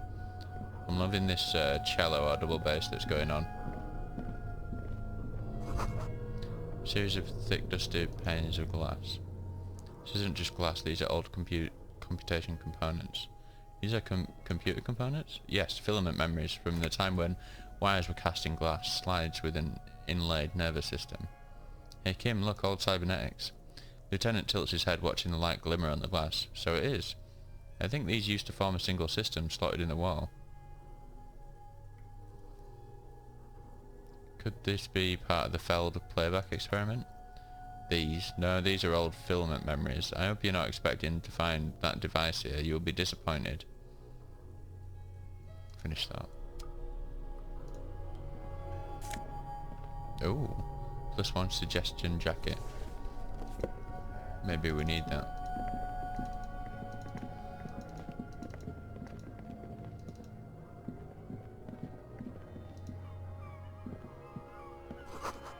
Oh, crevice in the wall. Okay. Stale fabric, smell and dust. No one slept here in months, maybe years. Revolutionary propaganda on the bunk bed, ancient flyers and brochures. These pots and plates are full of dust and spiderwebs. Mazov portrait. A mustachioed and mutton-chopped man, amateurishly depicted, gazes at you with sad eyes. A plaque reads, K. Mazov. There's a spiderweb to the lower left corner of the portrait. Brush the dust off the portrait. Years worth of dust is shaken off. The full head of hair, matched by an ample moustache and sideburns, looks a bit silly. Someone crouches, heels digging into wet sand. Hands sweep across the sand. Grain sticking to the frayed skin of the fingertips. An old man sits on a slab of concrete and taps his fingers against the glass of a scope. You shudder. It's that Mazov guy. This must have been the hiding place of some native leftists. He nods thoughtfully. Some radical or radicals were hiding out here. They left a long time ago. Long time ago? How long? Half a century? This is probably part of the network of defence posts the communards built against the amphibious landing. He looks around. I think the purpose of this bunker was to produce propaganda. It would have had radio equipment back then, but that's all been looted. Maybe I should move in here, seems cosy. I won't stand in your way, but only after we're through with this case. Could it be connected to the Mazov bust we found in the students' room? Millions of depictions of Mazov have been produced. They're not all connected. Besides, that looked like some student. The youths always go for this kind of stuff. Could someone really have stopped through here recently? He looks at the dust. You mean like Ruby? No, I think we stumbled on a piece of history. Same slit window you saw from the outside. Ah, okay. Could this have been the killer's hideout? This narrow window, the point of origin of the shot that killed the mercenary. This does look like an embrasure, a slit made for shooting out of. Peek out. Outside the window, another day. The beach sand soaks up the drizzling rain, growing darker and darker. Could the killer have used this as a hideout? It's a great place to hide, and Mazovianism and murder are certainly not mutually exclusive, but there hasn't been anyone here in ages. Kim, I can't see the world in rags. The shot didn't come from here. Indeed, no one could get a clear view. Well, at least we've been thorough. I like thorough. In fact, I think we're done with this bunker. He looks to the exit. After you, officer. Or are we? Revolutionary's hat. Ooh, that's a, what do you call it? Unique one.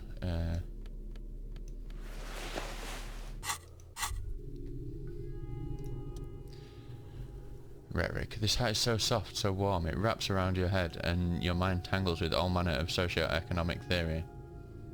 This is an Ushanka, right? Kras Mazov would have worn this Ushanka. Mazov knew where to cook those thoughts, that's why it bears a Mazovian logo. Glory to the revolution, comrade. Whether you like it or not, wearing this hat has made you more communist. Okay, cool.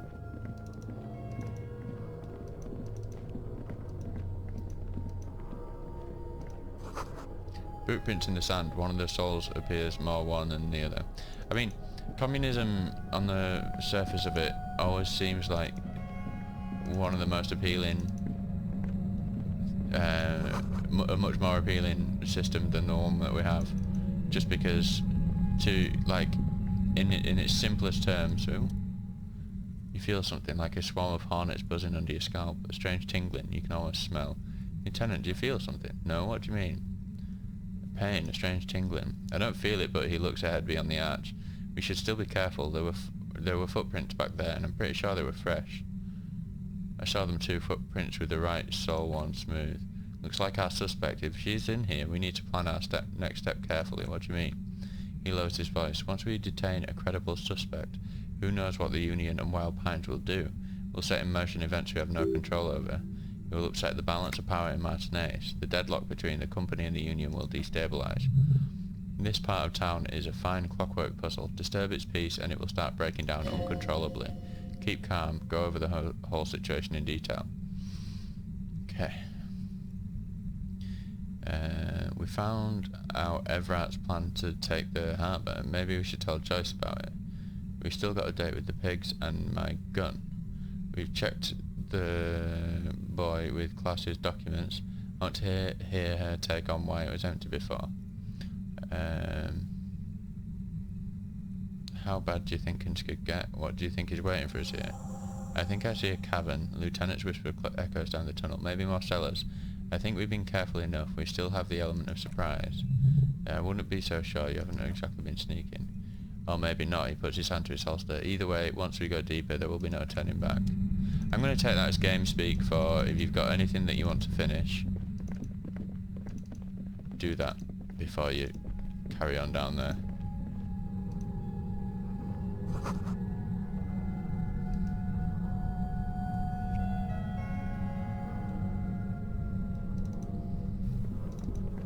And we do have stuff that we want to do before we yeah, okay, let's go upstairs and find out what's there, then we can go back, finish off all the things that we want to finish off, and then come back. So I'm not too bothered about doing everything. I'm much more concerned about the main story, but there are a couple of things that I would like to finish off. So let's just we're gonna have to start saving a bit more regularly. If we hit a conversation that I think sounds like the end of game, I think there's more to come yet, but if we hit a conversation that seems like the end of game, then I'll be like, nope, I'm out of here. Glass is covered with grime and dust, you can barely see out. So I guess the way up to the roof here is just kind of like your alternative way in. But it's good we can come back here at any time.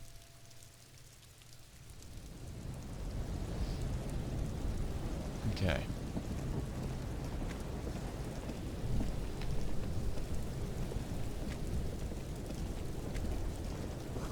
The gust of wind, the height feels dizzying. Okay. Central support beam has been destroyed by artillery fire. Also okay. Is there not something about taking the shot from up here? There's boards there, but it doesn't look like we can get up. There's really no reason to be here. It seems unlikely.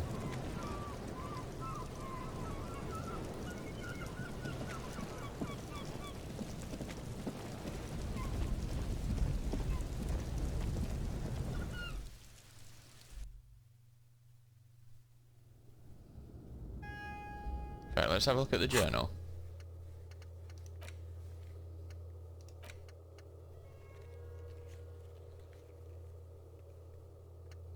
Speak to guy, pick up the dice.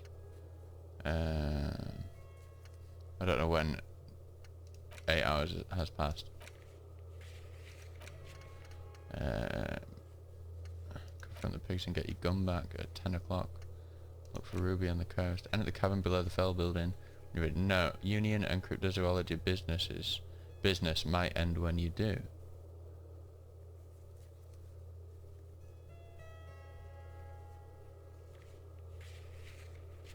Right. So now apparently we've checked. Oh, that. Right. Check island for bullet traces.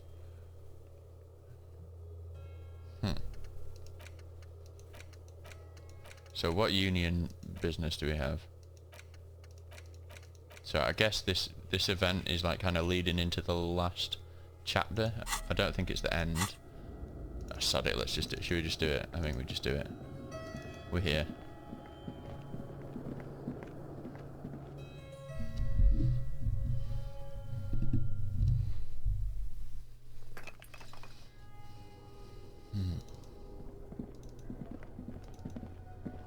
Yeah, I think we do it.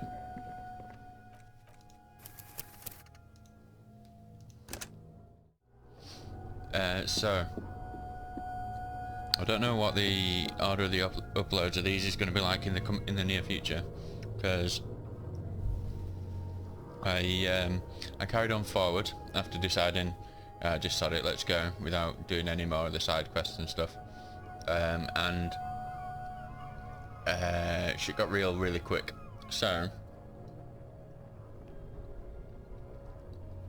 there was an event that I won't say anything about, just because we're going to go try something different. Except for the fact that it changed a lot of things. Now, I am going to upload that, everything that happened, but I am not 100% sure on the order of what we're going to do. So I've come back to this save that happened before we went down there. Is this the save just when we've just got in here? Have we been in there yet? Yeah, we've been in there, cool.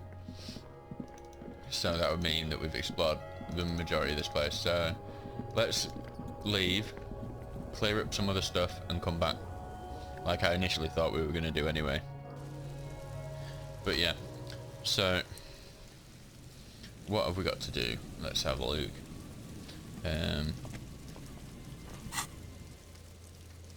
So we need to get his gun back. Find a tape with a melody for Egghead. That's not too important, I don't think.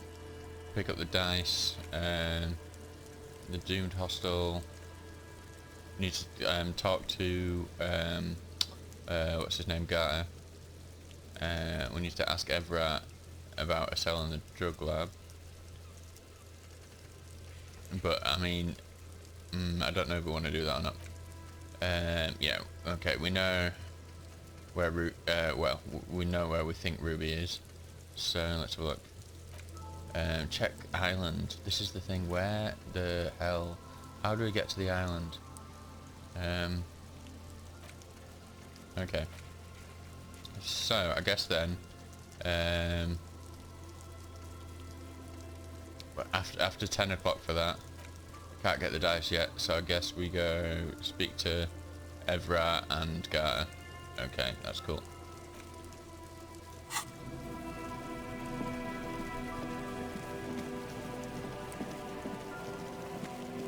Man, this game has been so interesting so far.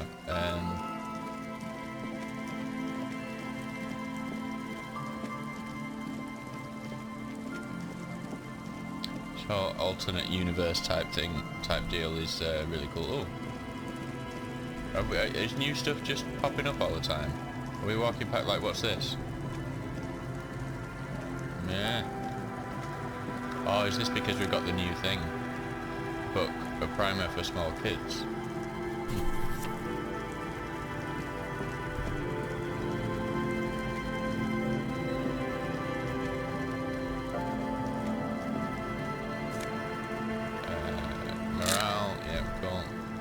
Plenty of morale stuff. We could use some more health stuff, really.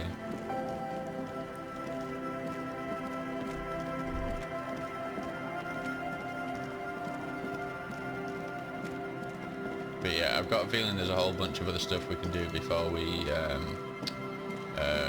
follow that lead. In fact, I find it a bit strange that the game pushed us towards doing that in so many different dialogue. Sorry.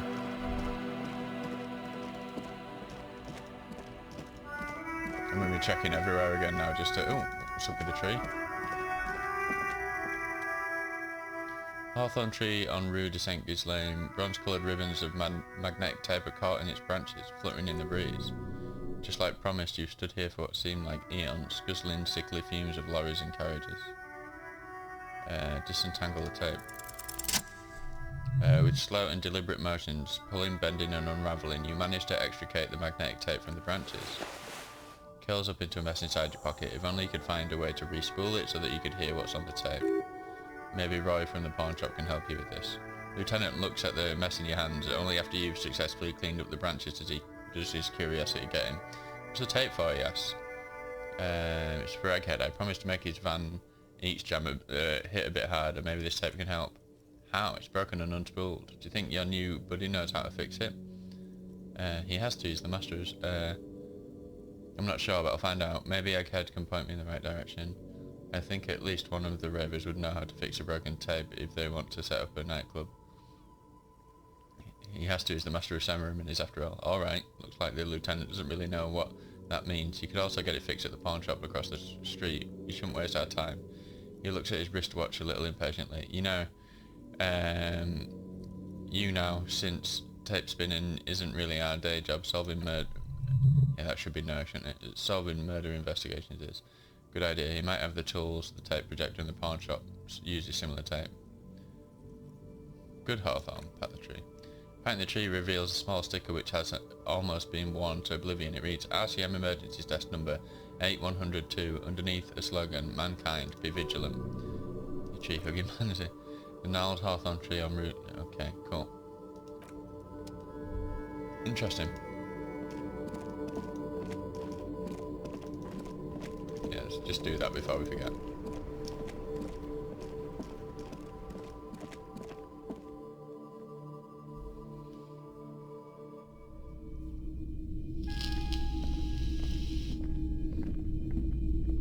Hello, hello. Let me know if I can help you with anything.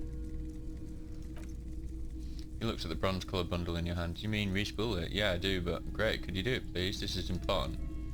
He slowly finishes his thought, but I'm not sure some Mr. Fix-It. I'm a pawnbroker. If you want me to pawn the tape, sure, although it looks pretty worthless.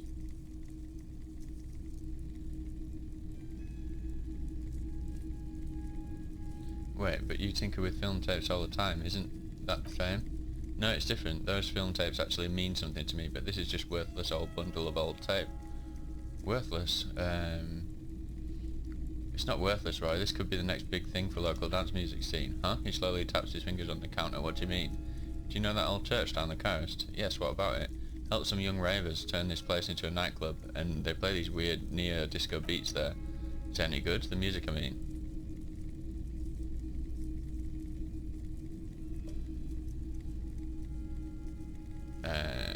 But this tape could make it hardcore.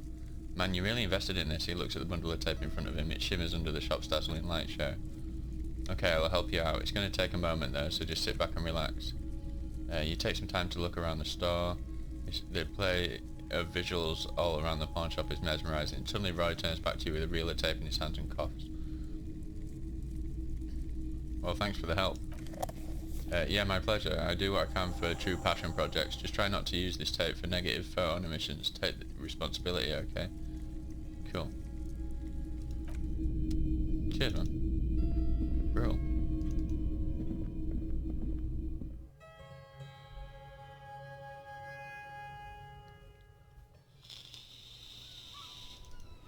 Okay.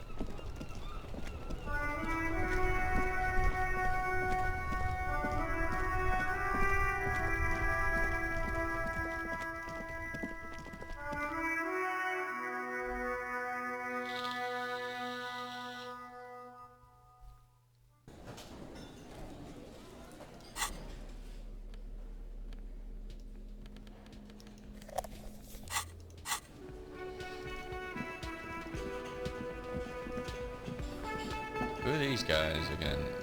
We don't really know what I'm doing. Oh, the smallest church in Sensei, right? Cafeteria manager is waiting for you to acknowledge that he recognised the song.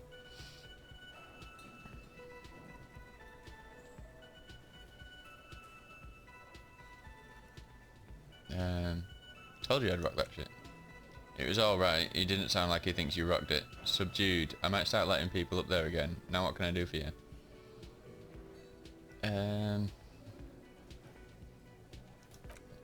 Another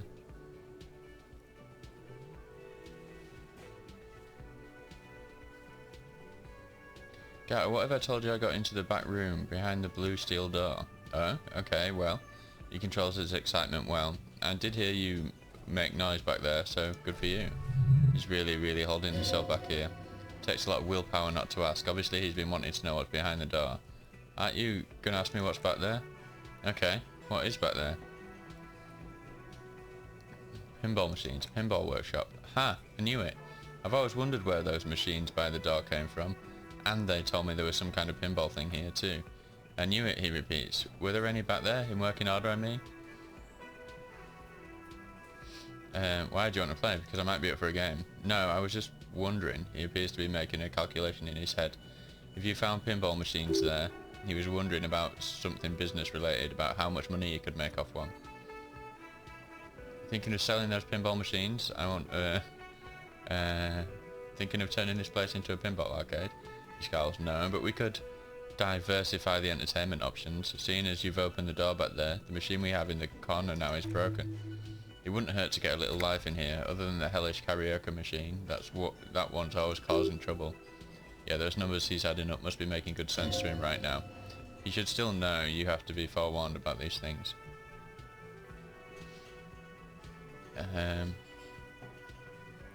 I have to warn you, I may have discovered that the whirling is part of a doomed commercial area.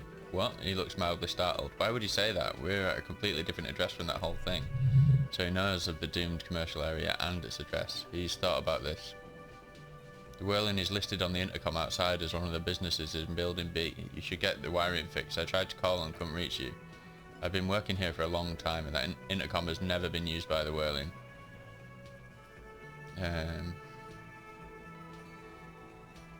The whirling was once the East Delta Pinball Arcade before it failed. It's only a matter of the whirling, though perhaps the whirling will escape the curse. Does this look like part of the doomed commercial area? He makes a sweeping gesture. This pre-revolutionary tile work, these high ceilings, these nice rooms, well, most of the rooms. For 14 years, man, that's how long I've worked here. I've kept this place up through hail and through sleet. Hook me of some damn doom ghost. He steadied his voice. You must really care about this place since you've worked here for so long. Yeah, he sighs, it's slowly growing on me again. It's beautiful in its own way, especially for this neighbourhood. I've been trying to keep it that way, even if it's part of the damn doomed commercial area. You shouldn't be so worried about that label, you know. I don't place much stock in the curse and so on, but the label frightens the clientele. Who wants to stay at a doomed hostel? Everything's doomed enough without that. Who owns this place? Some real estate management company. They never come round here, just collect money from afar. Honestly, I think some money laundering might be involved. And who named it Whirling in Rags? Well, it sure as hell wasn't the real estate company. It was you. You look surprised. What? It's a great name, I know. Cafeteria managers come up with great names too. It's from a song. A song? Hail Holy Queen by the Ateneers. Hail Holy Queen of the Sea, he quotes. You're whirling in rags. You're vast and you're sad. Good pick, Lieutenant nods. Well, good luck to you with this place then. Luck has got nothing to do with it. He looks to where this hidden room is. I need to think about where I'm going to place those pinballs. I have a feeling they're going to help. Against the doom it's implied. So if you didn't have anything else to tell me about my establishment, yeah. Class it in room 3. She nicked the phone line. Why? He stops himself. Okay, I don't want to know. I don't want to know why these degenerates do what they do. I thought we had one good guest in the building. You have Lena. Lena's a good customer. Yeah, well, she's not a guest, is she? Anyway, I'll forward that woman her bill and be done with it. Now, is there anything else? There's a peephole in the wall. He startles. What wall? Upstairs in the secret back room right next to Class's bedroom. I found it when I found the pinball machines. I'll have it fixed at once. Thank you for letting me know. I assure you, the whirling does not abide spying on its guests. Colour is drained from his face.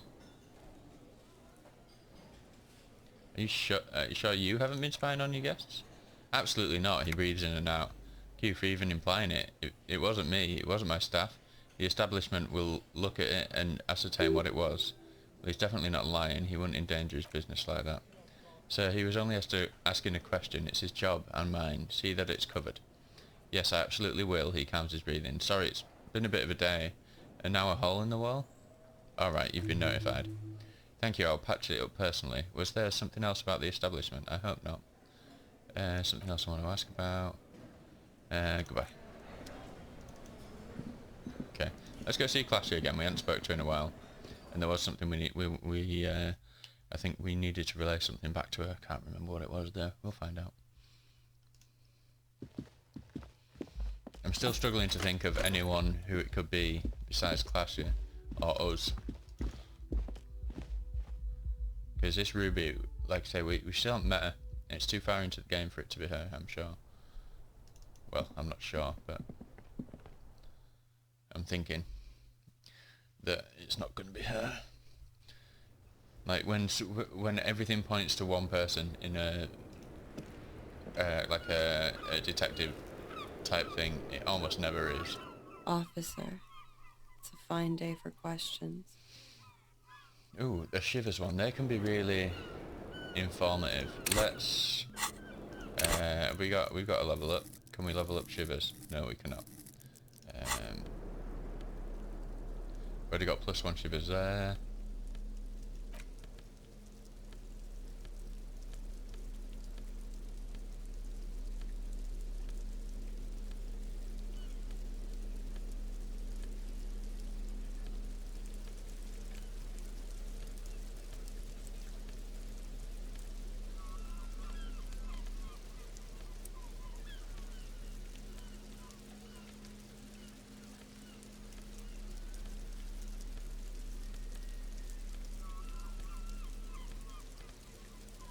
+1 Shivers. +1 Shivers. Yeah, cool. Okay. Again, we save. Can we do a new save? Will it let us? Yeah, new save.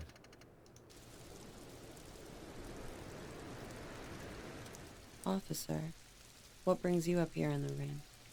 Try again when it stopped raining. Okay. Found your boy. It was empty. Just seawater. Her eyes widened. Did you take the documents? No, of course not. As I said, it would have been too risky for me to use those documents anyway. My employer gave them to me. In truth, I should have destroyed them. She doesn't seem to be lying. She's genuinely spooked by their disappearance. I'll file this under a theft of some kind. Thank you, but actually, now that I think about it, you mentioned seawater. I was worried I'd been too careless with the latch mechanism. The documents were probably, she waves a cigarette, just washed away. Let's get back to those lies you told. Lies, she repeats, then trails off. It's unclear what she intended to say. Yes, we demand she be punished for deceiving us. We demand her anxiety. Let's talk about you and Ruby again. She nods, then nervously pulls on a cigarette. No, that's all about Ruby. Why do I feel like you've won here? I really don't know, sir. She takes a sip of a cold coffee. I certainly don't feel like I've won. I feel like shit, sir, all the time. But this turned out well for you. You've slipped past all suspicions. Clearly I haven't. We're having this conversation, aren't we? How well could it have gone? I mean, she looks around. The rain falls on her shoulders, tinting her blonde hair light brown. It smells of industrial pollution and brine. I'm stuck in Martinez, just like all of us. I've been up here for I don't know how long now. I'd like to call this my rooftop containment facility.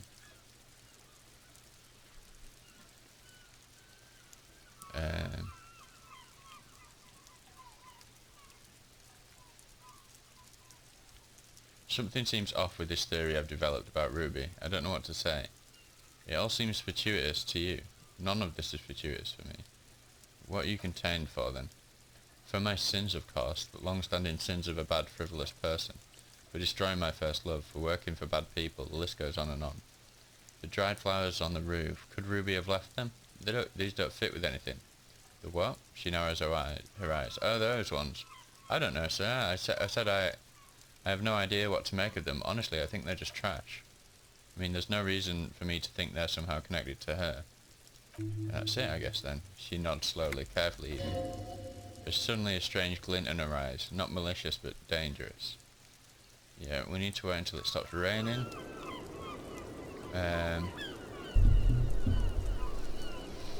Let's read something then, shall we?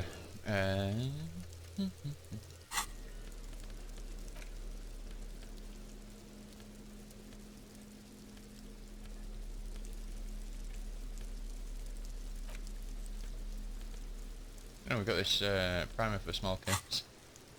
You hold in your hand the colourful primer. The title reads, A Primer for Small Kids. There's a bear involved. Exactly what I need. This book will show you the score. Get you orientated with those basic concepts you appear to be hazy on.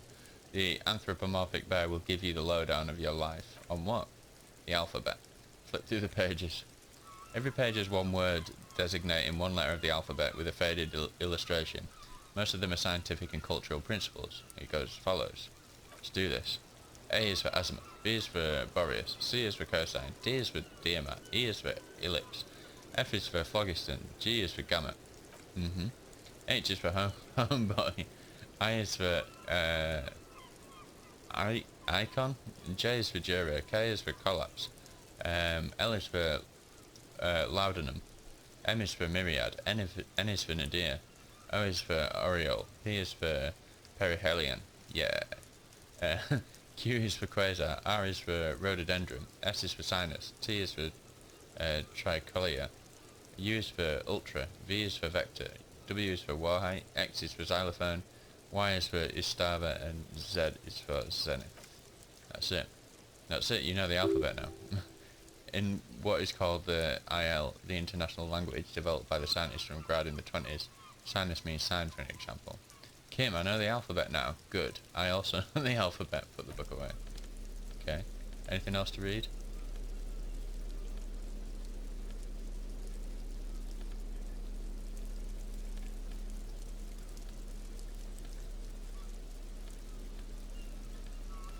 Okay, we haven't interacted with the ledger in a while.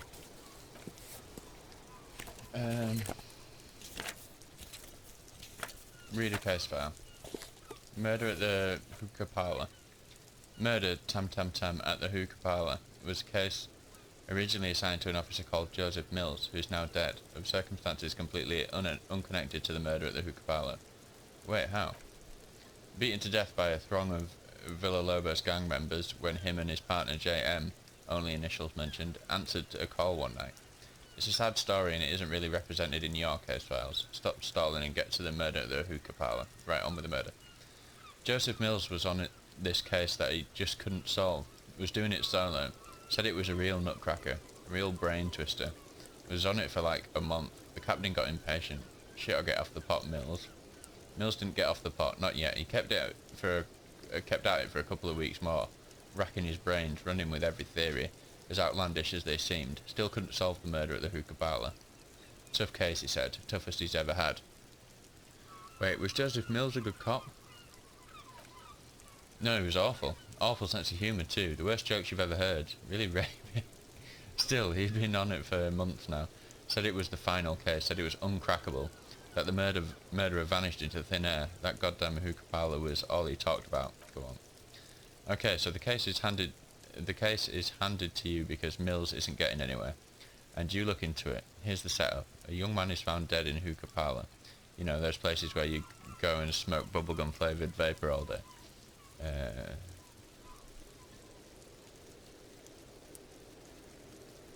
Really stupid. Yeah, so anyway, a young man in his 20s found with his skull busted open, right on the floor of the hookah parlour, in the middle of the day. No one else is there. Only client that day, in perfect health too, some kind of movie producer. No one enters, no one exits. He's just sucking on his watermelon hookah all morning, all noon, like he usually does. He's a regular. No calls, nothing. Sucking on the hookah until 15:45, then bam, he's dead on the floor with his skull busted open. Blood everywhere. What happened? How can it be? Mills has no idea. Invisible assassin, movie deal gone sour, girl at the counter did it, nothing fits. Eerie. Man just dropped dead. So you go to the parlour, you see cushions around the table. Table's low, heavy, really sharp edge. Sucked his hookah, stood up, passed out, hit his head on the table and died. You see, you can't even read this thing without solving it. Yeah, it was that. Turns out hookah does do something. It turns off your brain's oxygen supply, and you don't notice it until you get up to go to the bathroom. So what was he doing there for 6 hours? Smoking hookah, didn't he hear? I don't know, trying to come up with a movie script maybe? Anyway, that was the murder at the hookah parlour. Joseph Mills wasn't a good detective. About 30 minutes has passed piecing it together. Next. Okay. Smell the ledger. Acidic extent. I'm just trying to pass time until it stops raining, and it doesn't seem to be doing that. Acidic stench of rotting food has rubbed off on the cellulose. It now forms the base of the experience. Its base surrounded by a faint air of spoiled meat, the stuff of death itself, and then sprinkled liberally with the citrus zest of toilet cleaner. You know, like the bits they put into public piss bowls, probably called Fermi Discrete or Axel or something. At some point in its journey, Ledger has seen the inside of a public toilet. I know, Sylvie already told me I dunked it in the toilet. If you knew it was dunked in the toilet before getting chucked into the trash, why are you sniffing it? Because it's still raining. Maybe it's my fetish, maybe ever think of that nose? Garbage toilet stink is not your fetish, you know it. Your nose does not fucking like this. This is getting weird and hostile. Sorry, nose, let's just move on. He knows he's somewhere between grateful and resentful. Look at the clipboard. Made of dark blue plastic, hard enough to beat someone into submission with. The edges are rounded, however. The U4 sideboard feels thick and heavy in your hand. Light shimmers on its wet surface. On the back you see the embossed letters RCM. Shaped ledger. Something rattles inside ever so slightly. Is there a hidden compartment? And something small inside, light, made of paper or cardboard, or dried flowers perhaps? Permeables. It's not hidden per se. The compartment is made for permeable materials that would get damaged if something happened to it. Peek inside. Plastic shimmers like lapis lazuli, but it's not see-through. You cannot see to its centre. How would I open it? With your hands. U4 size pages hang from the clip screw to the top of the board. Boom. Two sides of the board appear slightly misaligned, like a drawer that's come off the sides. If you bend the plastic on your knee slowly, the slides snap back into place. It should be possible to just, slide the drawer open. Without resistance or sound, two panels move against each other. The compartment is now open. What's inside? Two ticket stubs and a handmade postcard. Pick up the ticket stubs. The two octopuses are smiling, reaching their tentacles toward each other in the coloured pencil drawings. The tickets permit access to a zoo in Revercall East. The aquarium costs extra. These let you get there too. So, kill these obvious. Close the permeables. Pick up the card. Thin wax paper has been glued to a piece of cardboard. Sounds like leaves rustling together when you pick it up. You see violet flowers, floral patterns, patches of glue. Open it. Familiar handwriting lines the inside of the card, looped round letters in a woman's hand. A young woman in her 20s. There is care, effort and a smile, you think, although that is not something you can read from someone's handwriting. Harry, it begins. You're already reading. I wanted to write you a letter so you can read it when you wake up. Maybe it will make you happy. Throw it away, please. But it will make me happy. A merciful wind blows in from the Bay of Revercall, dusting the ground at your feet and raising newspapers far away. You feel the card slipping into it. Let go. Hold on to it. Read the card. Your hands shake, holding onto it. Every morning, when I step out and you're asleep behind me, it says, I find a little piece of sadness in me. I carry it in my chest down Voyager Road. Every step I take, it grows. By the time I reach the fuel station, it's filled me entirely. I step on the light rail and look back. Sparks fall from the bow collector. I know it will be like this until late afternoon when I get off the 49 and walk back to you. Keep reading. Every step I take will get lighter. It almost makes me run. Sometimes I do. I can't believe I met you. I can't believe the happiness I feel with you. You have a vast, vast soul, and I will always, always, always come back to it. Kisses, kisses, kisses. You feel the air sucked out of your lungs, and the blood sucked out of your head. Everything around you gets dark. Small white dots appear. Sparks fall like snow from the bow collector. A streetcar distancing. You feel the ledger slip from your hand. Hold on. To what? There's nothing. Detective, is everything alright? Fall sideways. Huh.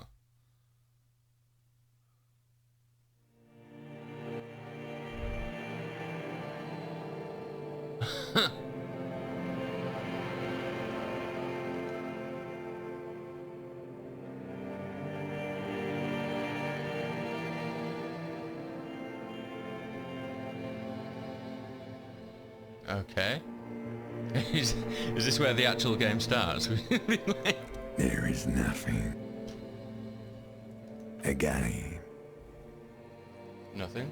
Nothing, sad brother. No treachery, just blackout.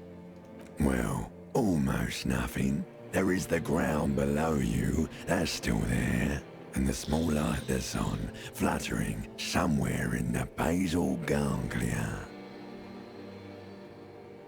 That's me. Blue eyes. That's me. And who was that? Who was what? He speaks of the sickening longing, the unwell emotion. Even in the darkness he's grasping for it, still trying to hold on to the great sorrow slipping in the water. Slimy.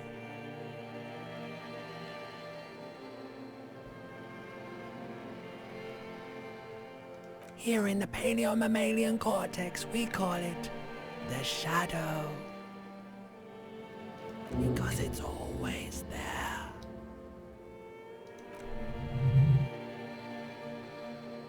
Ah, yes, and in the olfactory system they call it the apricot chewing gum scented one. It's unhealthy of them to linger on it so, but as they say, what do you do? It didn't smell nice.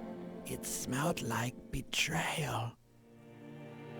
Is that the something? Bloated corpse of the past resurfacing. Beautiful.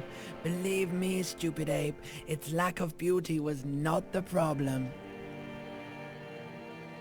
Your name is fuck all. It certainly ain't Harry. Your name is passed out on the ground, dragged around by one of the other evil apes. They're taking you somewhere. There is no Voyager Road. There are no roads, no houses, no lights in the windows. It's all on pause. Yeah, man. What was that about? You think they would let you? Until you disintegrate into biomolecules? No. Someone is breathing on your face now, inspecting your pupils, stupid idiot. Yes, they're pouring something on you, something in you, and it's delicious.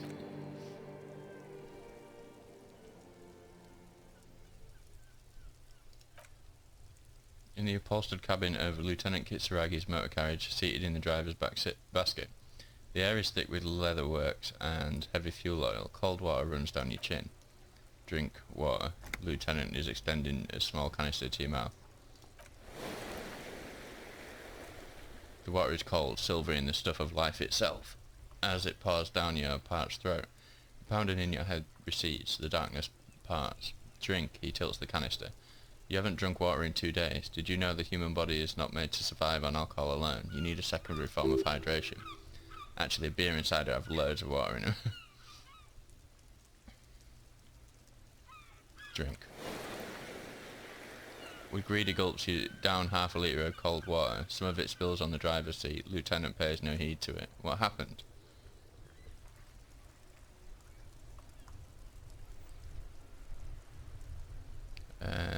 I came in contact with the burnt-out ruins of the past, Lieutenant. Item gain. Ledger of failure and hatred. That does sometimes happen. He hands you the remains of your ledger. He replies with such understanding, it's as if the burnt-out ruins of the past were an occupational hazard. Athletes, foot for cops. You drop this. Are you okay to proceed? Let's solve this case. Good. And it's still raining. The Ledger of Failure and Hatred is a special item that can be used both as an interactable and a tool equipped in your hand for skill bonuses. Find it under the tool section in your inventory. Oh, cool. All around you, rain falls on the great city of Revocol. Yeah, no shit. Rain drips from the caves and floods the gutters, washing the filth away. Winter's grip on the city is loosening. The spring thaw is here. Finally, what now? Humid. Your coat shields you from the rain while the city shivers around you. It's in the west. Sheets of rain over the water. A flight of stairs leading into the ocean. Wave after wave washing the coast of Martinez with its motorboats and gently swaying reeds. Flight of stairs leading into the ocean. That's gotta be the shelter. The ruins of a half-sunken sea fort crumble on an inlet. Beyond the Bay of Revocol, ghosts rise into the sky. What is down the shore? Urban coastline, rain dripping off eternite-covered roofs. Cinder blocks left over from half-finished construction. A defunct research and development building, once seized by revolutionaries. An old wooden church stands on stilts above the water, and beyond that, Coal City, end of all lines. Run your fingers through your dampened hair. Your hair is an oily mess flecked with ash from neighbouring coal plants. Smokestacks rise somewhere in the distance. What's in the east? The great gates of the industrial harbour are locked. A chill runs down your back. You shudder like an animal trying to shake water from its side. Okay. Your shoulder, looking down at your feet. Dirty rainwater runs veins into the ploughed snow. You realise you have no shoes on. Your feet are red with cold. In the corner of his eye, the lieutenant gives you a worried glance. Rain drips from his glasses. It's cool, I'm in control. The lieutenant nods and looks east. What is there? Behind the gates, heaps of supply crates, red and blue metal shipping containers slick with rain. The Greater Revacol Industrial Harbour is an artificial mountain range. Immense wealth resides within, and immeasurable poverty in its shadow. And before that, you on a Martinez Plaza. A small dot looking up at the sky, droplets form on your eyelashes, and beyond that, Elysium, King Driss's passenger harbour, cruise ships flanked by dock arms, cranes watching over the mouth of the river distributary. What is across the distributary? Kuron, the lower middle class distributary after distributary, cuts the city blocks in half. 7-story buildings trail off into the rain. What is beyond the Kuron? A silvery curtain of rain over the houses, the class divide. You have never been there, they don't need the law east of the river. What's in the north? Cape Side apartments, tower blocks crowd one another. 4.46mm bullets still lodged in their war-torn stone walls. Hallways collapse from the mortar hits of a war that was lost long ago. Clotheslines go to waste in the rain. Radios play. The evening news. And closer to here? A yard. Rain falls onto the roof of a woodshed. The lingering odour of decomposition mixes with that of damp soil. What's in the south? A traffic jam. Rain thumbing on the roofs of motor vehicles. Inside, drivers watch water streaming down their windshields. The statue of a king shudders. He is too cold. The canal bridge has been raised. It's on the other side. The road ascends. A raised motorway loops above the ghetto. Beneath its concrete columns, a sea of rooftops, woodwork and tar stretches northward. 4-story buildings as far as the rain can fall. The snow's melting jam rock. Should have looked further. In the rain-swept distance above the rooftops of Jamrock, a repurposed silk mill stands perched above the motorway exit. Precinct 41 hunches in the rain. Your vision blurs, you wipe your face with your hand. The rain stings your eyes, making you look up and blink. What's above? Coalition aerostatics hang like apparitions under the cloud cover. Way up there where the rain forms, rotors flutter silently, your sight clears, and what's below? Collapsed storm drains, old sewage systems flooded with rainwater, hidden weapon caches from the Revolution, doors leading down to Le Royaume, the catacombs to which, for 3 centuries, they delivered the blue-blooded dead. Motherfucker. This rain will not let up anytime soon, at least we're dressed for it, let's keep moving. Okay, so let's have a look then. It's not all stuffed up anymore. Ledger of failure and hatred. So in tools, what does it do? +1 inland empire, +1 empathy, and -2 authority. Interesting. Okay. We still need it to stop raining though. We do have another skill point. The bow collector. And white morning.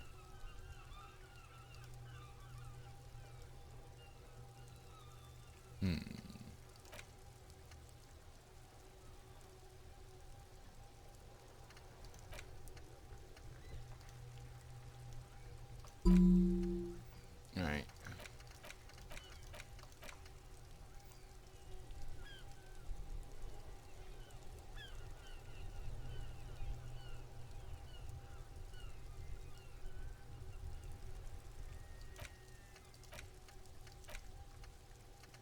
Mm.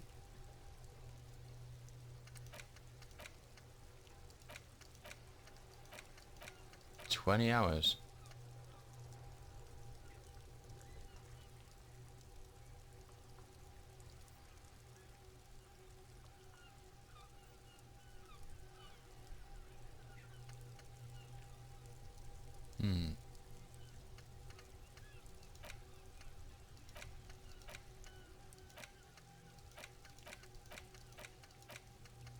You go for the one that's 20 hours. I feel like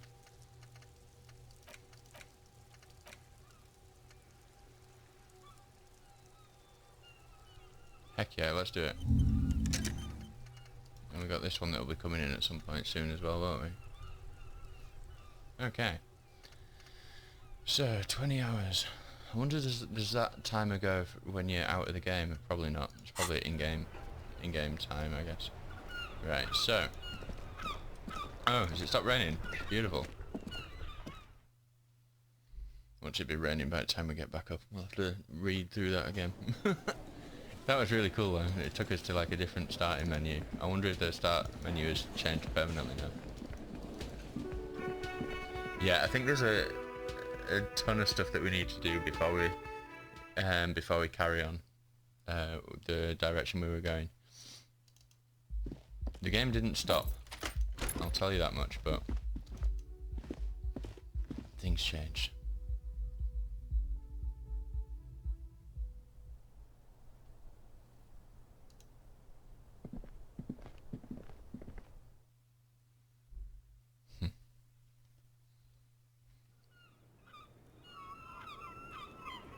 Okay, let's try this again, shall we, Classy? I was just thinking Oh, what a nice evening it is. Still 28%. You know what that means.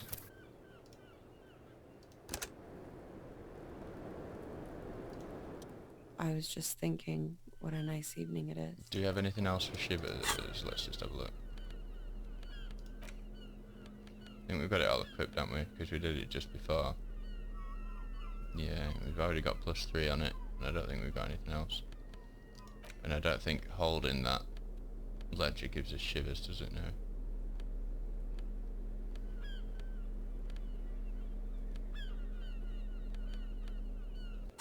Okay, we're just gonna have to do this whole I was dance just again. thinking what a nice evening it is. Oh, first time, beautiful. Murder investigation. A warm column of air rises around you, encircling the building you stand on. You feel its twisting shape, bits of paper and birds on the thermal, along with several million litres of water, all rising up into the great Insulindian sky. Why does it rise? Because it's warm. From the gathering spring, from the oceanic current flowing into the bay, people on the streets and the machines that hum in the harbour, heavy fuel oils too, shudder. From the vapour, a great cumulus is formed, a cloud castle, 1,000 metres high. A flock of seagulls screams, hitchhiking on the thermal. They too are part of the procession, the honour watch. For who? For her, the guest, waiting. Is she safe here? As safe as you keep her. Oh. That line. Oh man.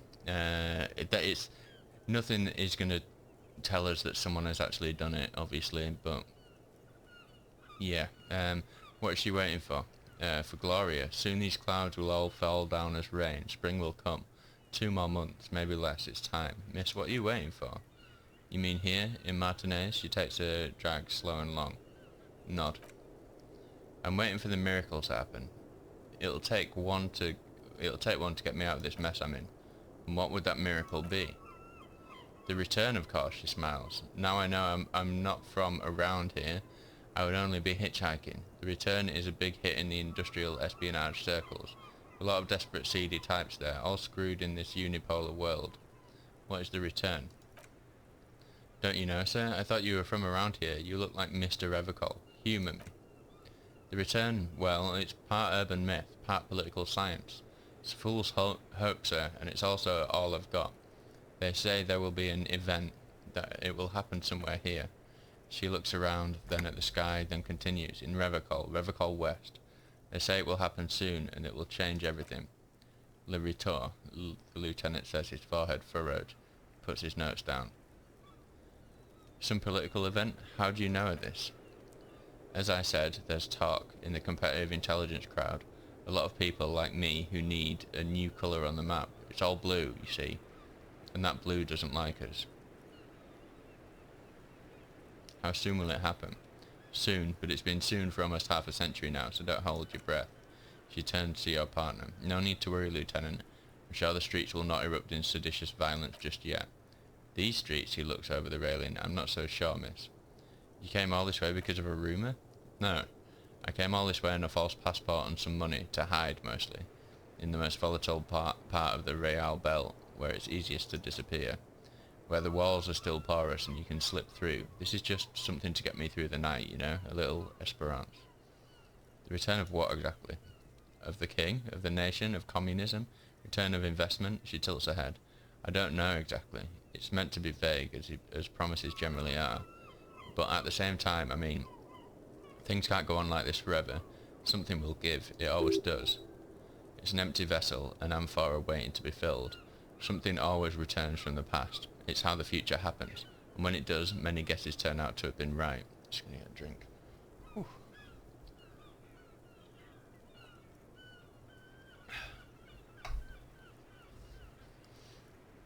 Is this why you said you would like to surrender in a free revocol? Yeah, she looks at the sky, then at you. I guess it is. So she thinks, at least partly, that this return will feature a self-governing revocol. She has already placed a bet. Thank you. One last question. Do you really think it will happen? I do. She likes another one. So do I. I agree, Detective. The Lieutenant looks to the sea. Something is coming. Trouble. It will be a hard spring. I don't know what exactly, but he shakes his head. Something is happening in this city. She nods, a puff of smoke. I can feel it when I'm out here at night. A thought trails off. The wind picks up again. Above her, a great cumulus cloud rises, ready to fall down as precipitation. April will come, then May. A month, maybe 2 from now, you shudder. The feeling dissipates. The thought ends. Return to this later. As much as she's the prime suspect, for me anyway, we still don't have any solid evidence.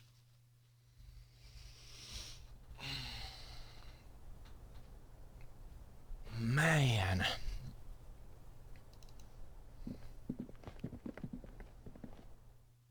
It's just as likely to be us than it is to be her. Because we don't remember anything. We have no idea what we were like, or what we were even doing before we came here. Ooh, there was all the things in the mirror, weren't there? Let's see if we can... If there's any of the things that we can check in the mirror yet.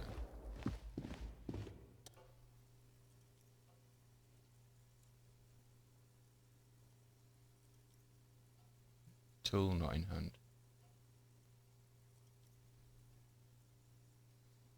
Chain cutters. To fix the faucet, okay.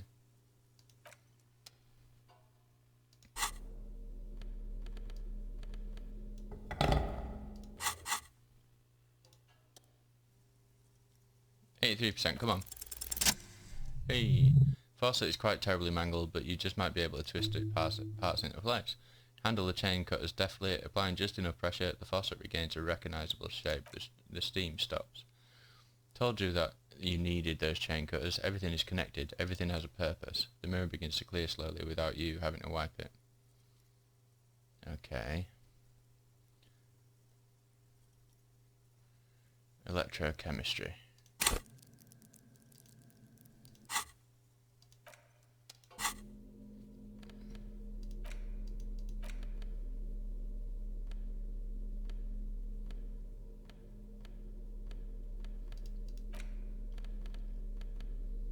I don't think I've ever prepped anything for electrochemistry before.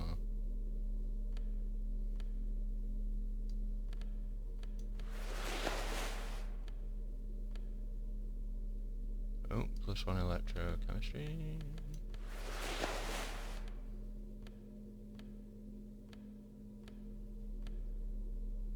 Oh, we're getting there. Oh, there, +1 electrochemistry as well. And they look better.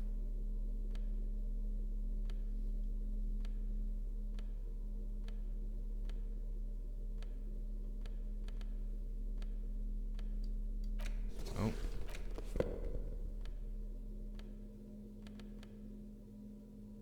Okay, what are we wearing now for? Shivers.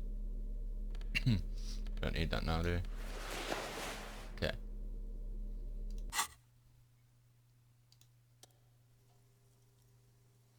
%, is in normal. We've been winning them a lot of them recently there, so let's oh,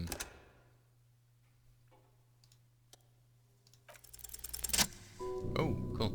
It's like something snaps in you, a nerve ending, a thought, a sadness. Your face in the mirror is suddenly clean of the leer that had distorted it for God knows how long. Just like that, it's over. The running gag that your life had become. Sad old man now looks back at you. We did all that for Okay.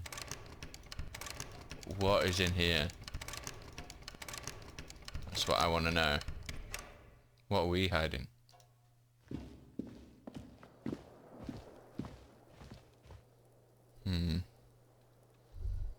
It doesn't seem like there's never been like a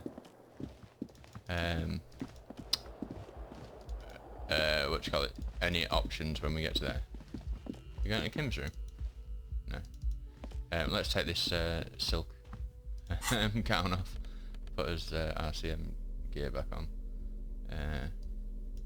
Oh wait, there's a patrol cloak. Is there another? Yeah, the commander's jacket. That's ours. Yeah. Boom. Take the t-shirt off because you get the plus.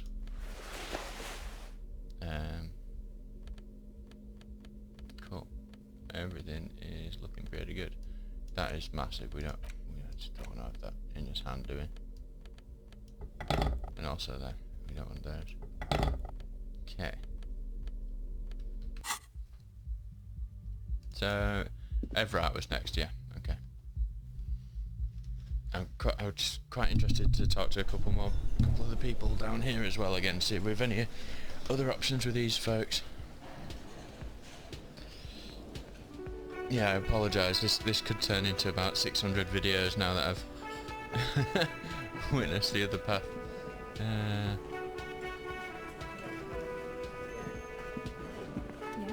What is it?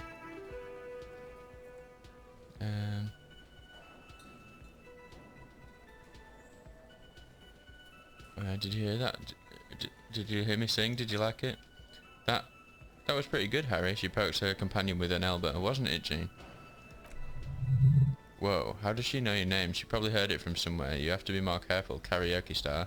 Names are dangerous. That was He Stares at You. Yeah, that was absolute shit, if you want my opinion. Drunken shit. I haven't wanted anything to end this badly since I had cluster headaches. Horrible, truly horrible, he continues. I beg of you, don't ever subject anyone to this torture again. I mean, seriously, you need to... Jean, she quietly interjects, giving you a compassionate side glance. He's not right, don't make it worse, and I really liked it. She actually did. Are you with him? Of course I'm with him. She seems startled by her own tone. Why do you ask? Nothing, just wondering. The sooner you figure this out, the sooner everyone can go home. Did you just call me Harry? Yes, I called you by your name. What about it? She sounds slightly agitated and sad. How do you know my name? God, everybody knows your name. She waves at you in a discarding motion. Please go finish your investigation so everyone can go home. You have a blue uniform and mine is black. What does this mean? She seems confused for a moment. It means I'm a patrol officer, sir. What was with that, sir? You call me sir, why? Well, she looks extremely uncomfortable right now. I guess I cut the shit. The words are addressed to you. Every second you stand here running your mouth, the case grows colder. Okay, goodbye. Nah, man. Again, I can't believe this shit. Something about this guy, figure it out. Esprit de corps. Do we have a... I don't think we've got a level up, have we? Nah. We just used it for that 20-hour thing. Right, okay. Anything new from Smokey McSmokerson? Composure. Okay.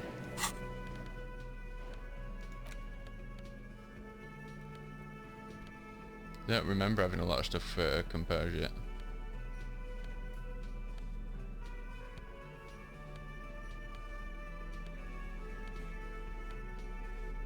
Aha.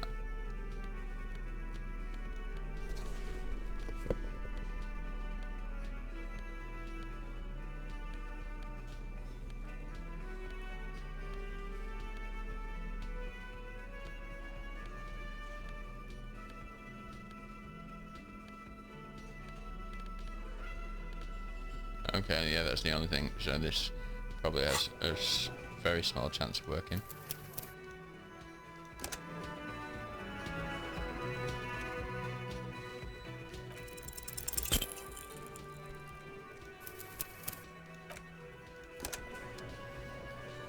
Oh. had my headphones on for too long today. It started to hurt my ears.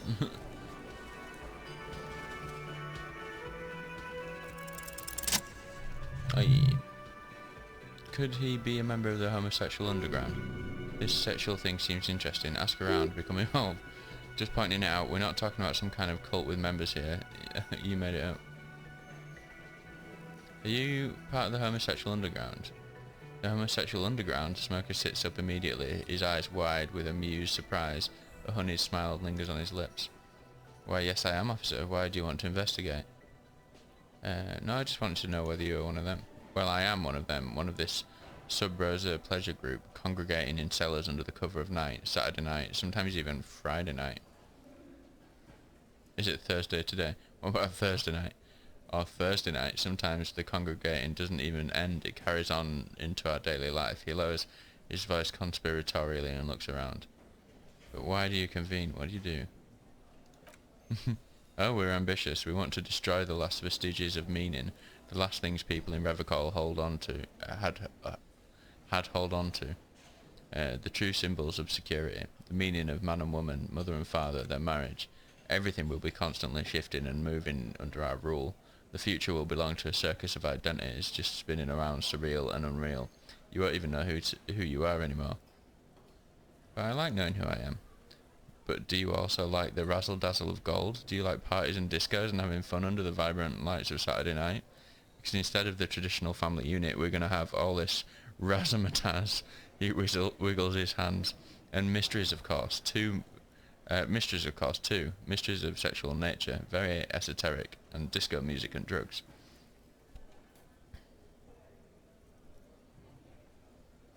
I do like disco, maybe I should get into it. You can't just get into it, you have to be born into it. One is either already in the homosexual movement or forever excluded from it. What if I can't remember whether I'm in or not? What if I can't remember anything about my life aside from the fact that I like disco? Beautiful. The smoker crawls up to you like an animal preparing to jump. Beautiful. That's exactly what we were looking for. Who knows? Maybe you were homosexual in the past. Maybe all of that has been repressed. He circles his hands around you.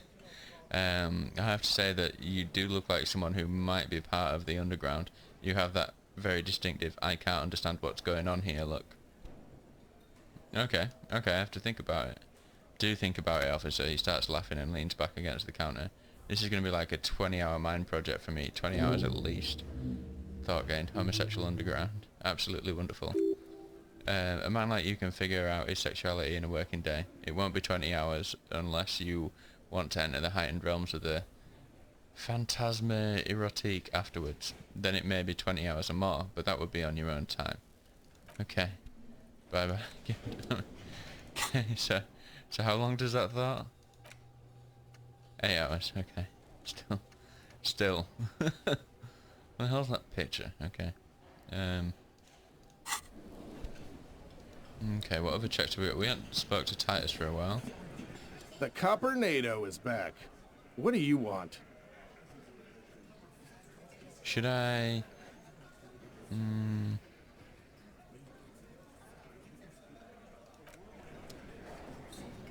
Gonna talk to anyone else who's here.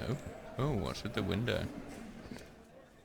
Cafeteria window behind the dock workers, ceiling height window. The hawthorn branches scrape the grass like bony fingers. Look out the window.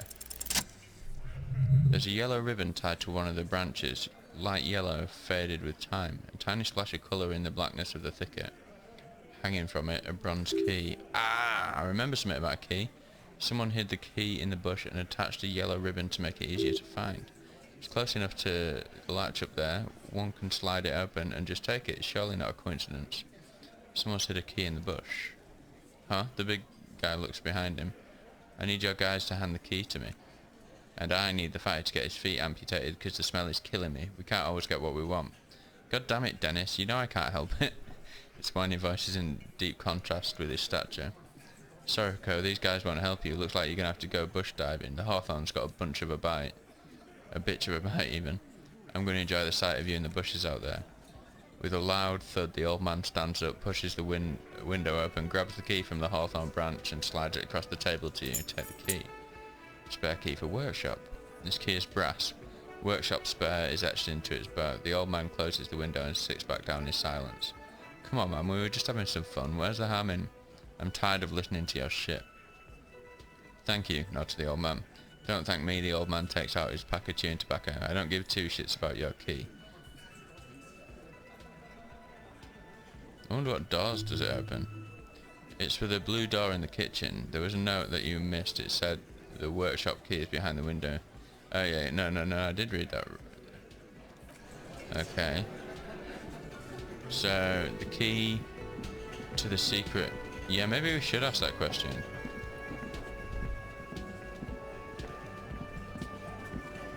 The Coppernado is back. What do you want? Oh, we've missed the opportunity now, anyway. But we've already opened this door, so it's not going to tell us anything about that. I wonder if the chef's got anything else to say. Nah.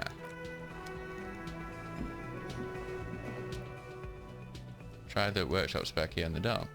The key fits the dimple lock. It takes a bit of an effort to turn it after all these years, but the lock clicks.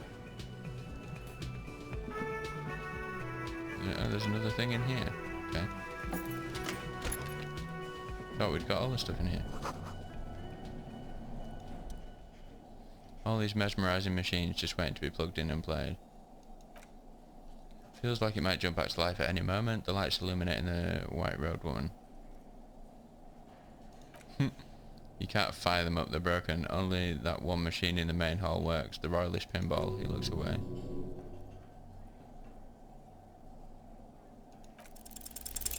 Nah. Hey, didn't you guys like invent pinball? Us guys. Stop. No matter, this is a failure. It's failing, I'm going to stop. Okay, he thinks for a moment. I don't like pinball because I had to learn to do it for an undercover job at a pinball ring. And it's lame, boring and unchallenging game. There, we can move on now. Super tip-top. What's white Diora? Some kind of, he looks around thinking, inane pinball theme. Probably related to Messina during the DeLorean age. The history themes are the worst. Okay, let's move on then. Yeah, let's go speak to Everett.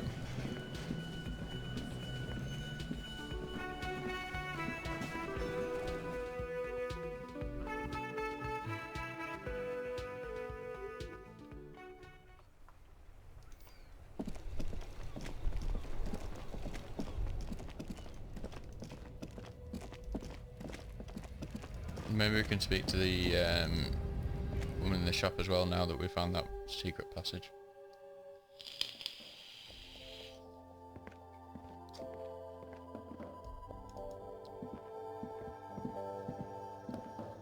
Is this about the questions again? Because I don't really know anything. Alright, okay, cool. See ya.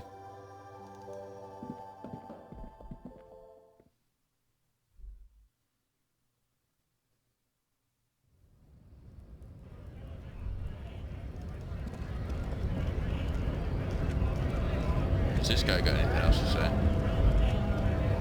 Right to work! What is a strike? What do the strikers want? Yeah, I'm not interested. There's something odd in the way he carries himself. His set of clothing looks vaguely mismatched. Different pieces of the attire seem ill-fitting. His shirt is far too small for an unpleasantly tight fit, while the overalls held up by a belt seem to fit a man with much more corpulence. You wearing new clothes? He ignored your question, choosing instead to turn to the emaciated workers, raising both fists in the air. The clothes are obviously not his. Silence is the answer. There's something off here, but he won't say what.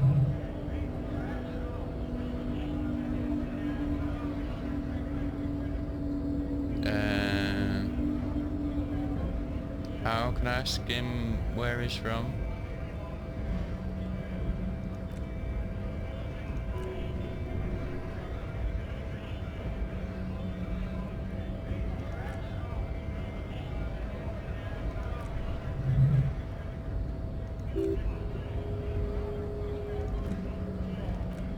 Yeah, we've been through this, haven't we?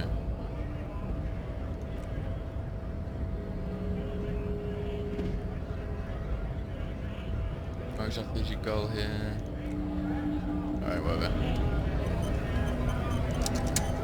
Cracked an autosave after that though, didn't it?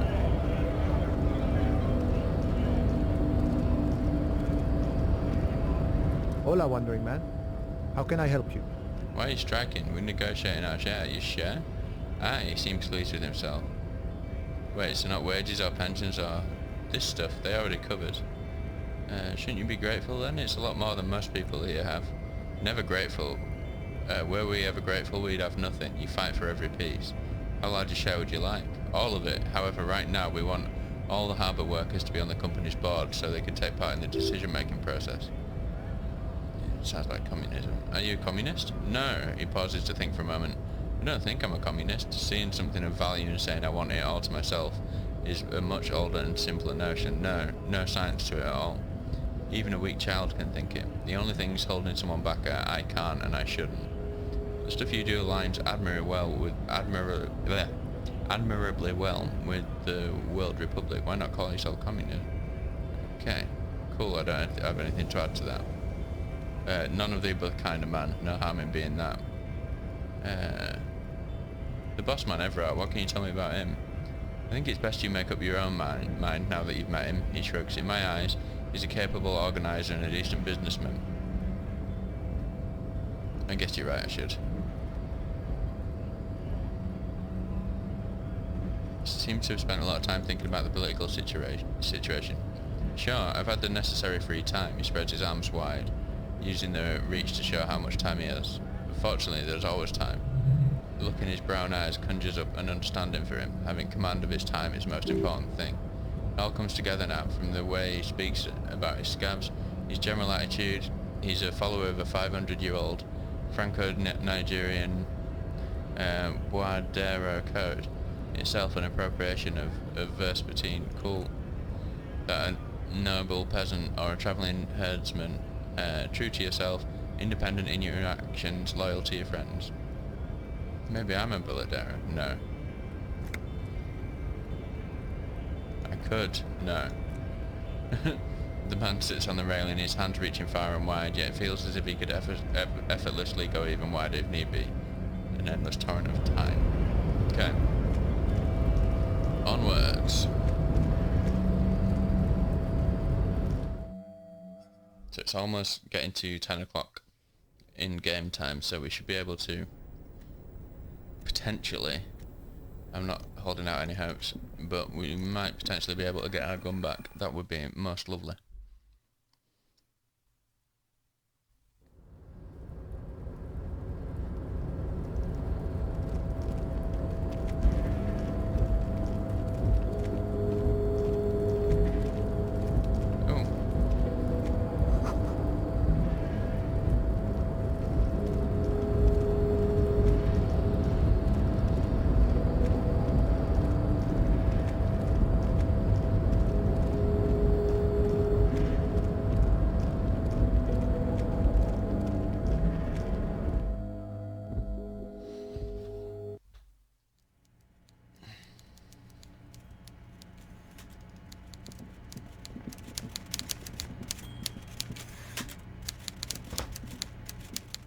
Mr. Dubois, a pleasure as always. You don't have to sit down this time, since you're already sat on that chair. Now, a girl named Estelle who's... In fact, before we do this could have bad consequences, let's just save.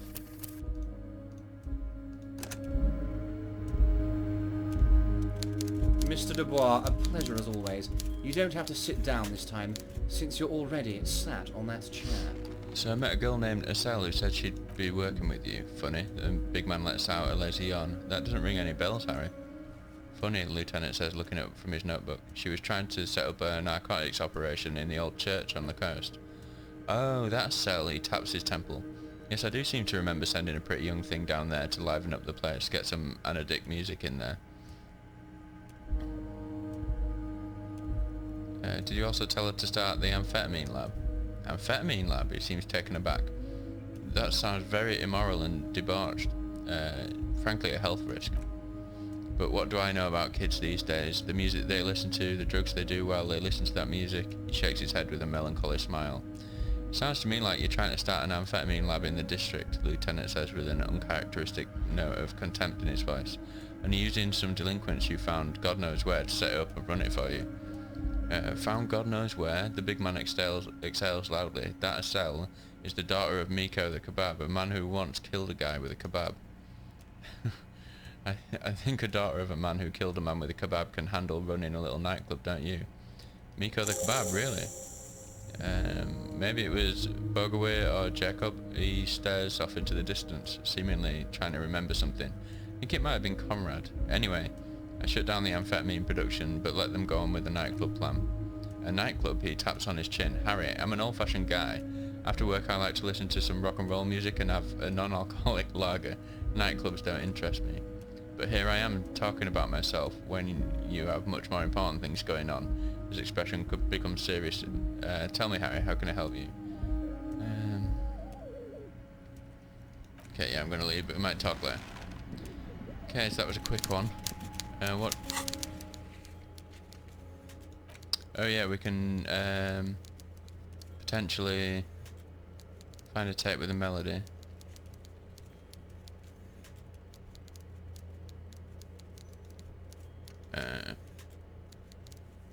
Again, that's at 10 o'clock. How long has it been since we asked for the dice to be made? Any more checks around here?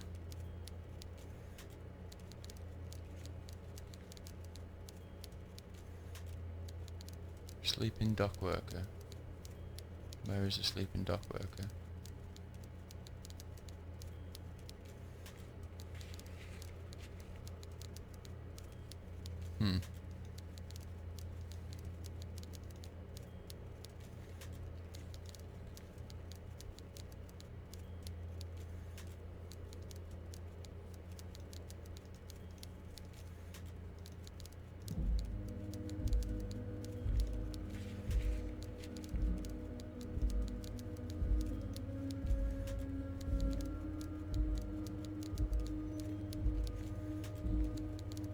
Well, what check have we got with Suna? Andre, should I got something with Andre? Oh, that's the dancing thing, innit?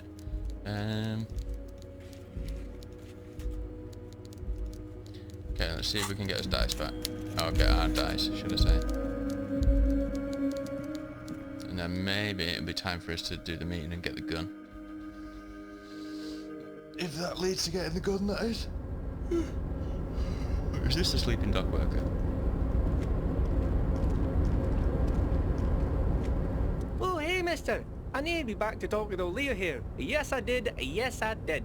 It's like Lady Larisse said when she opened a bathhouse in the basement of my apartment building.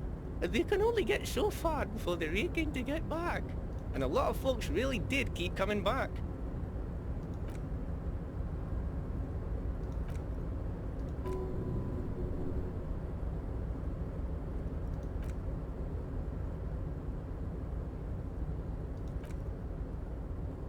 Whoa, okay. Oh.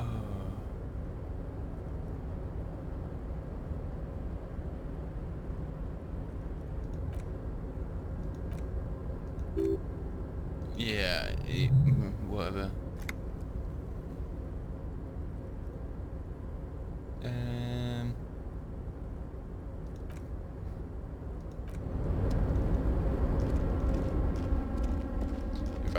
I'm not really bothered about what he's saying about the people, but...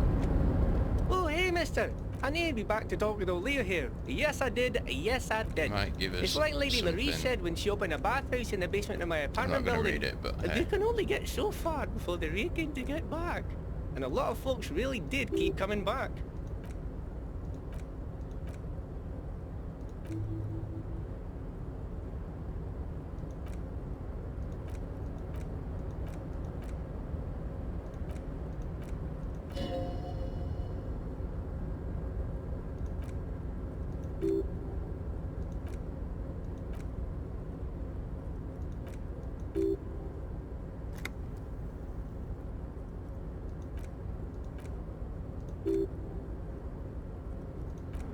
Okay, so like I thought, there was just an absolute ridiculous mountain of verbal diarrhea from that guy, but it did seem like it gave us a little note, so that's good.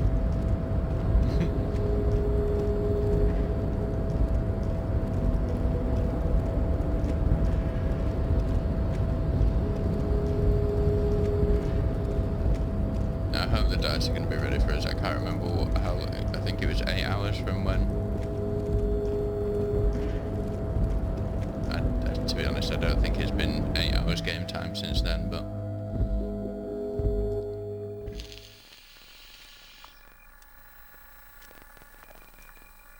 maybe we get lucky.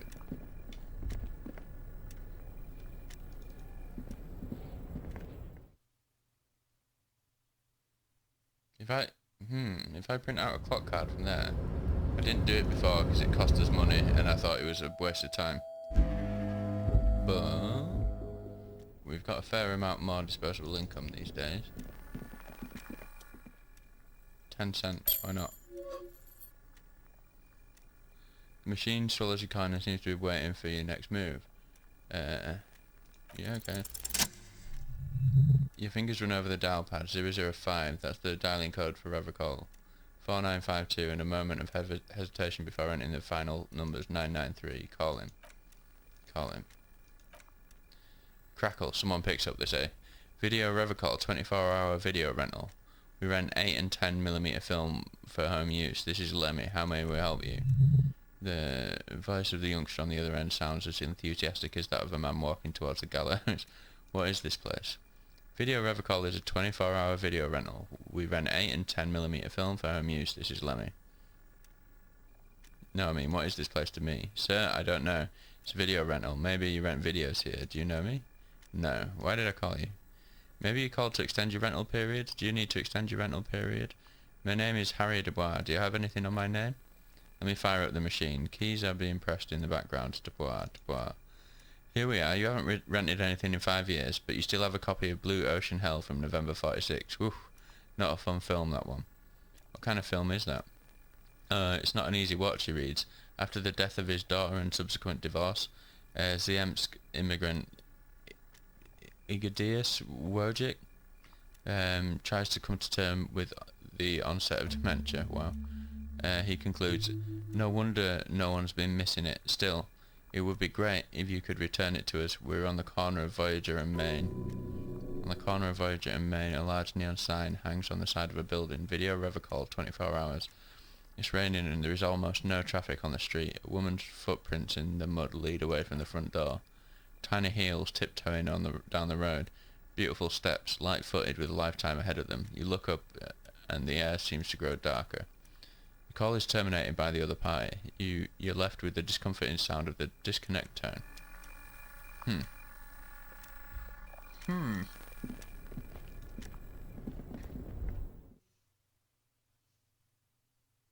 Interesting.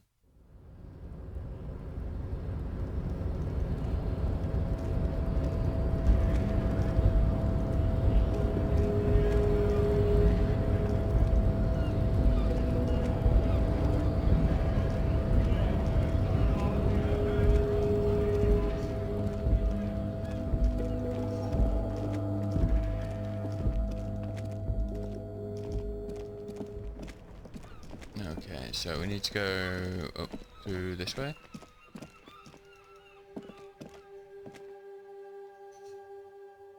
And see if this is... I don't think it's been enough time, to be honest, but we'll see. We need to get the torch out.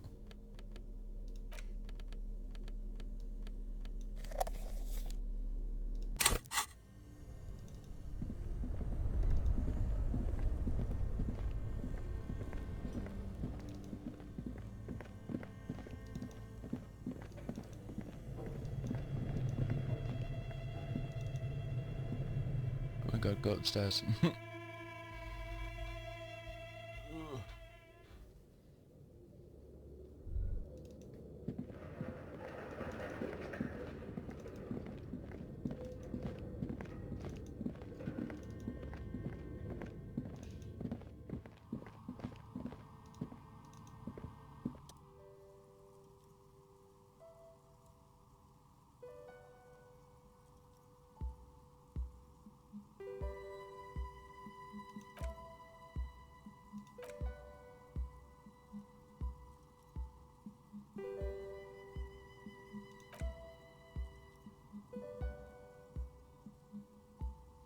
So we're not in time, but we can see if we can kit ourselves out for the Shivers question.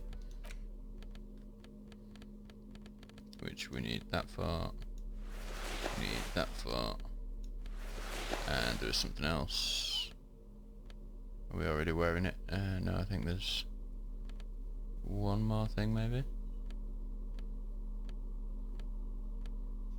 Was it a hat?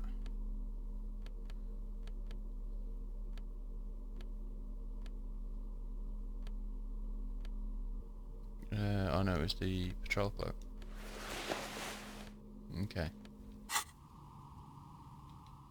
Hit save.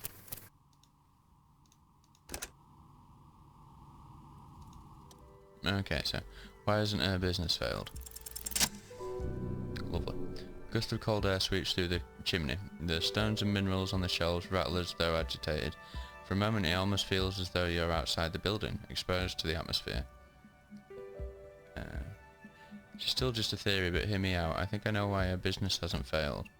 Didn't we already talk about this? She asks, as the wind continues to seep in through the cracks in the old chimney.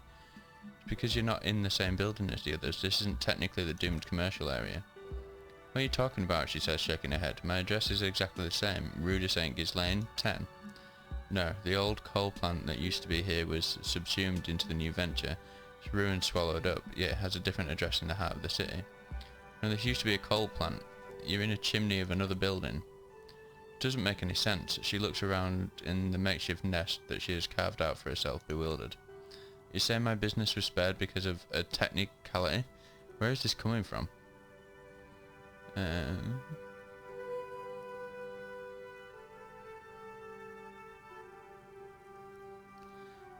a different address in the heart of the city. And what does it mean that I'm safe from failure? No one's really ever safe from failure. She starts laughing, her fingers trying to rub away the exhaustion from her face. What? Do you know what this is? She raises her hand to reveal a piece of metal shining on her index finger. Looks like a regular piece of jewellery to me. It's a mourning ring, she replies. I made this when my first company failed. It was a small jewellery shop right here in the East Delta Commerce Centre, built with the little I inherited from my parents. I drove it into the ground within a year. I didn't have what you would call a viable business plan. Why are you telling me this? It wasn't just the jewellery shop either. I always thought that it was just the world, that you were supposed to try again and again until you finally succeed. And now you're telling me what? He closes her eyes, that it was all because I didn't run my little shops and ventures from a dump inside an abandoned chimney.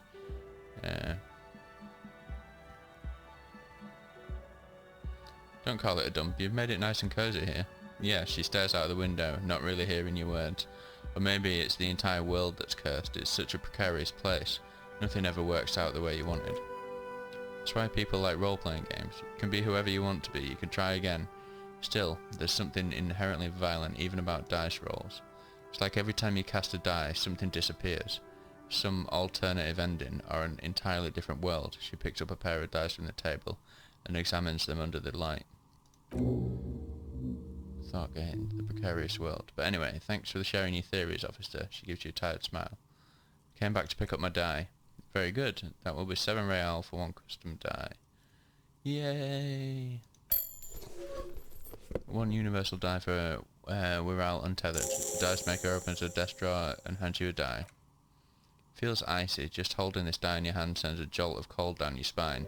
Through the dark resin you can make out a nugget of bone hewn from an alligator's jaw. Cool beans.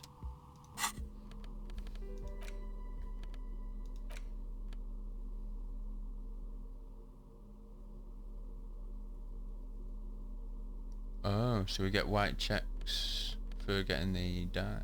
Eh?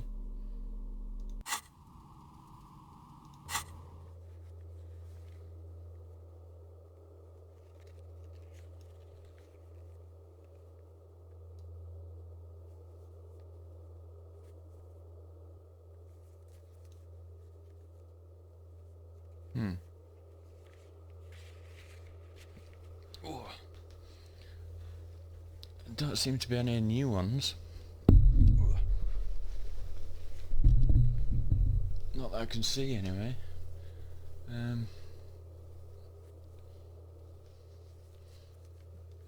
The King Mapwell one that didn't seem to exist. Should we go back to that one just to see if it was because we were precarious world? Well,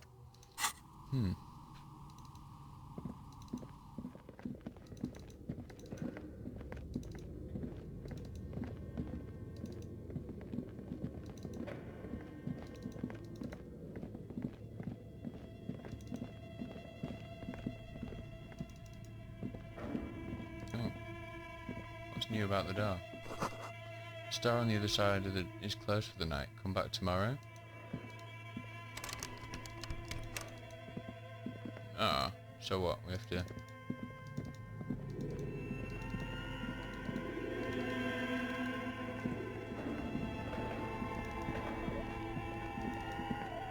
I like how they've still got the spooky music here, even though we're pretty much certain at this point that it's just it is what it is.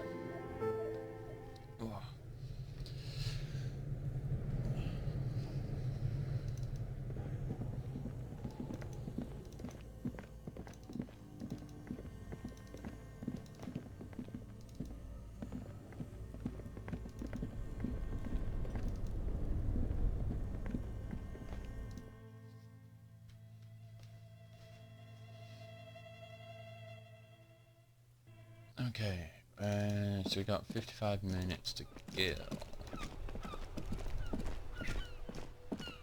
Might be shut, but the lights are all on.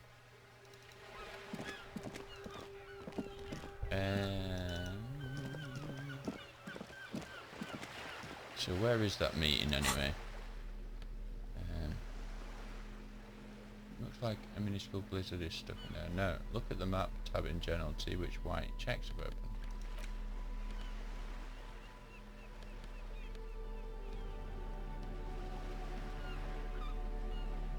Should we go see Egghead, I suppose?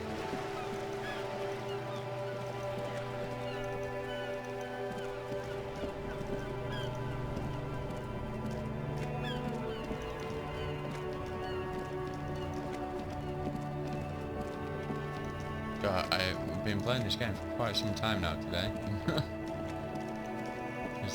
There's probably about 45 minutes to an hour or so that that you won't be seeing that I did on the other one. At least not yet anyway. I think it might be after. Maybe once I've done the game I'll just upload that bit just as a intriguing kind of this is an alternate ooh, we've got another check. Have we ever been here at night? Okay.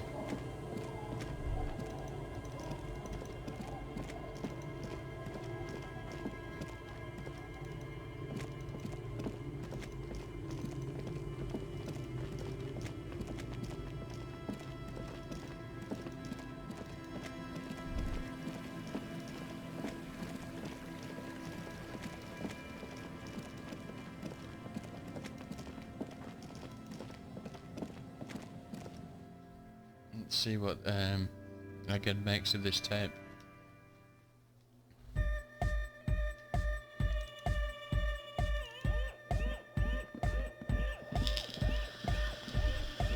Good morning! Yeah! Hardcore! Lol. So I found this reel of tape. Maybe you can use it to hard up Eek's jam. Yeah, remix time. His voice booms through the church as he takes the tape and attaches it to the empty reel slot. Tape goes here into deck B, he clicks a switch and the tape starts spinning. Hand on his ear, he listens to the audio through his headphones and shouts, "Wow!" His face lights up with delight. Did you get this from Arno himself? What do you mean? Listen, I'm just going to show it to you. Ready? Ready.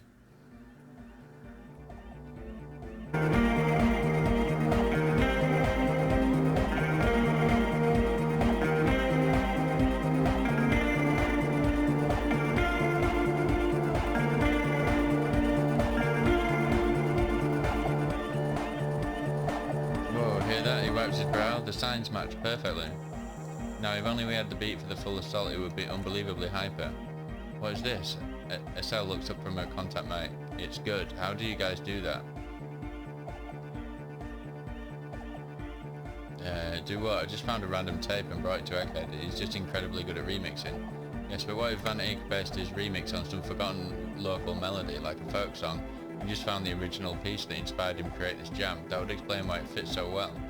Nah, to me it sounds like classic Van Eyck. I don't think this needs any inspiration from folk songs. Maybe he lives in Martinez and just threw away a part of his song because he thought it wasn't good enough.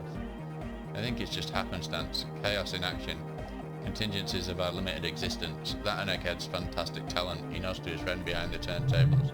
No, he's right, Egghead's technical talent is the key, and this is definitely part of the same song, something cut from it.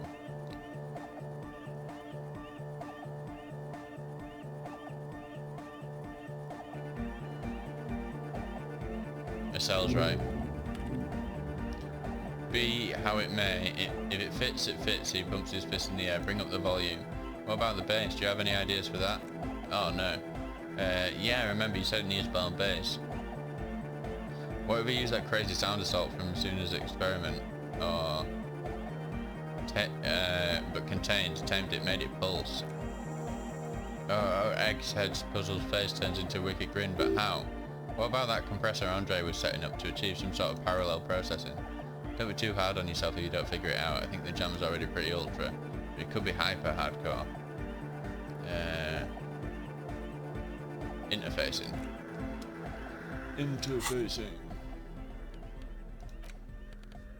So those gauntlets. Interfacing. So we've got +2. I think that might be it, to be honest, but...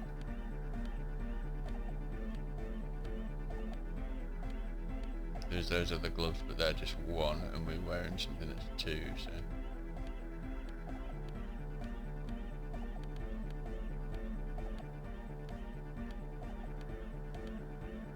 Okay, here we go again.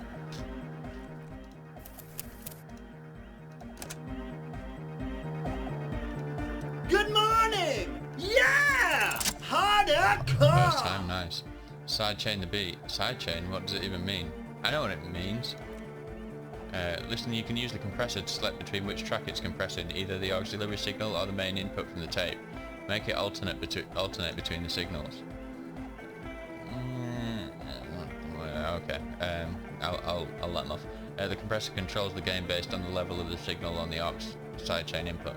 It will allow maintaining a loud sound without peaks that fill up all the headspace. Yeah, kinda right. Okay, Egg, you need to start sidechaining it. Explain the concept to him. Sidechaining it, he said. He turns down the music, his hands moving deftly across the mixer, setting up the necessary controls. Then he puts on his headphones and his eyes go wide, wider than they've ever gone on drugs. He starts jumping up and down with bliss, in total silence, still listening to his headphones. Hey, Esel looks up from a microphone. What did you do to Egghead? Cop man, did you break him? I'm not sure. Are you ready? Noid straightens his back, ready for the beat. I was born ready, Egg. Give him a thumbs up.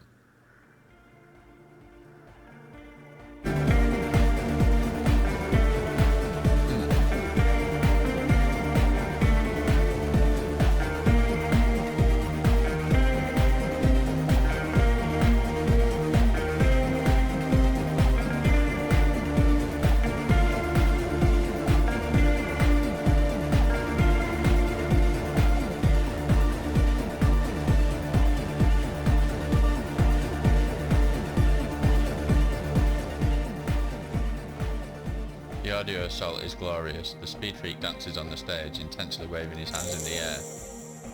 This is beauty, this is life. What in the world is going on? Esel looks on, amazed at the display. The way melody and bass flow together, it's unnatural. Your body is taking a beating from the low frequencies crashing over you. It's making you feel alive again. This one is for the Anodic generation, introducing the ultimate sound. We have tamed the sound, made it our own. God damn it, you hear Andre say to himself over the thumping beat. This dance club idea might just work out. DeLorean Church, the place to be. Egg's losing himself in the sound. Pump it, pump it. This is it. This is a new era. The fabric of the world has been irrevocably altered. Okay. Alright, goodbye, Egghead.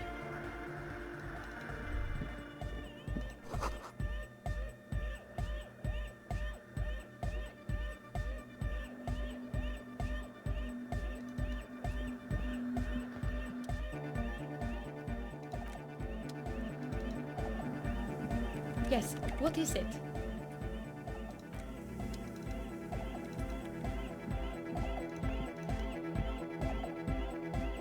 Oh, hey man, it's good to see you.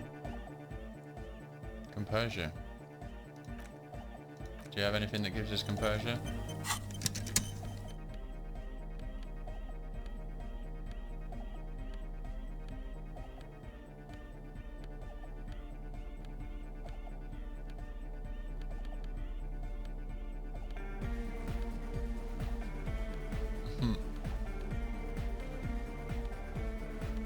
I have to say, with the three elements together, it's actually not a bad tune. When it was just how it was at the start, it was just flipping annoying, but you know, it's not amazing or anything, but at least now it feels like it's kind of moving somewhere. Oh, we were doing so well, weren't we?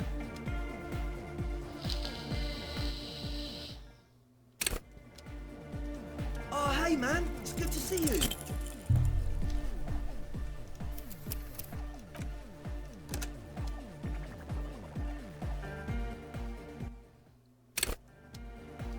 Oh, hey man, it's good to see you. It'd be even better when we pass this check.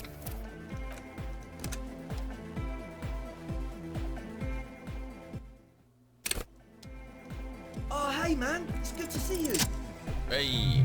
Close your eyes and vacate your skull, leaving your brain to wander.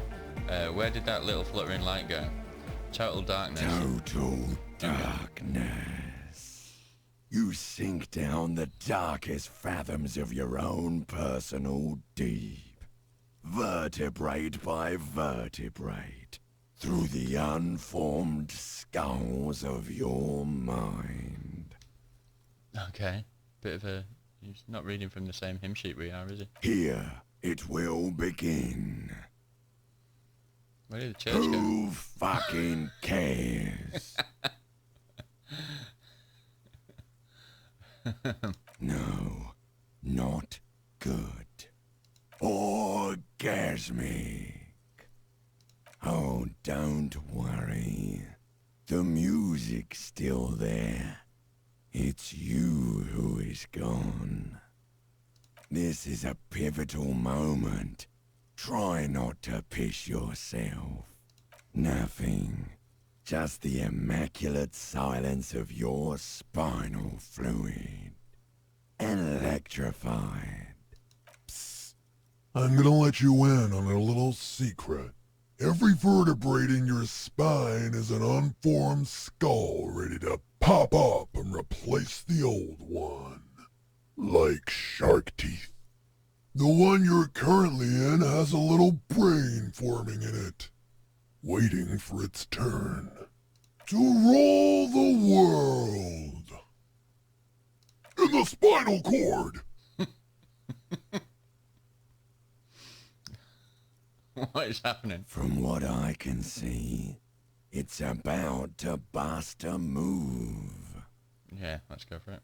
Foolhardy! Do you even know what's happening on the surface?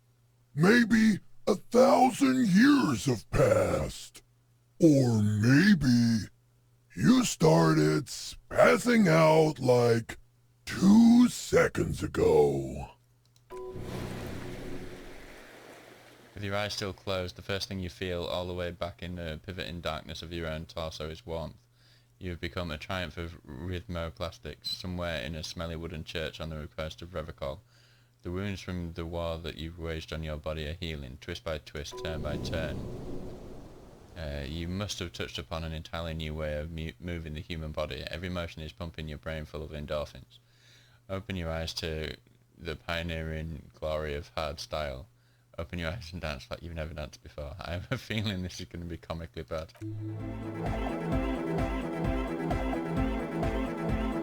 Hey man, we're working it, look at this.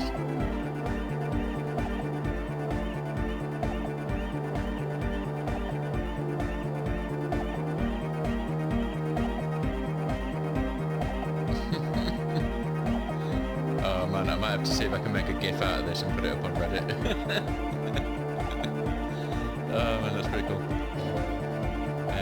You've become a flawless interlocking mechanism, a flesh and bone approximation of the throb coming from the speaker set up of the one called Eggheads. Entirely, rigidly imbecilic, without pity or fear. Free from self-awareness, no deliberation, only, and I mean only, execution.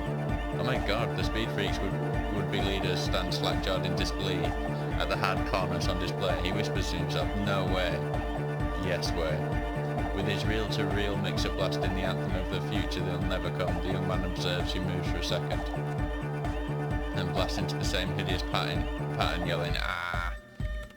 He throws a screwdriver and a bunch of drill chucks into the corner and explodes into dance. What he lacks in sharpness, he more than makes up for in violent enthusiasm. Dance, point at Andre, it's a law. Kim, get in here. What's going on here? Lieutenant looks at you and the speed freaks grinding around in the church. A group of unhinged lunatics. Delinquents, he grumbles. It's clearly a Code 31 emergency. Code 31, Code 31. Lieutenant squeezes the bridge of his nose. Lights reflect off his glasses. Code 31 emergency. Yes, officer in need of assistance on the dance floor. Lieutenant crosses his arms with a bemused look. What's happening? The lieutenant is forced to yell over the futuristic music blasting from the speakers.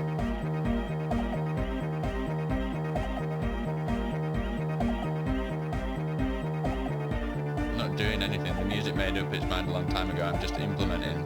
Good for you. He looks on around the church. I'll rock on then. Hey, I called you to dance. Alright, no. I did say it was an emergency on the dance floor, did I not? The emergency, not enough, Kim. Oh, come on, Harry. Excuse me, what? No, stop immediately. So, dance, he repeats. Okay. Then a breath of cold sea air fills the church as the lieutenant opens the door and steps out. What are you doing? The young woman lifts her headphones up slightly and raises her chin, looking at you unexpectedly. She cuts in before you can repeat the question. Estelle, aren't you going to dance? She turns to Suna, then back to you, then briskly shakes her head and puts her headphones back on. No, recording. The lead programmer throws the other young woman a knowing glance before turning her attention back to her own work. She's still at her mainframe, pressing buttons, reading printouts, but she started nodding her head along to the music. Dance, it's a law. Is there anything more I can do? I want to break the limit. The dynamic motion of your flailing body is bordering on the extreme. You're going off the charts. Here we go again. Hardcore fills the air. Okay, guys, I'm out of juice. You might be imagining it, but it feels like I can turn the volume down, such as his respect. Man, now. Now, man, now. The would-be leader stirs with excitement. Imagine if we could do that, right? But with like 1,000 people. End of human development, mission complete.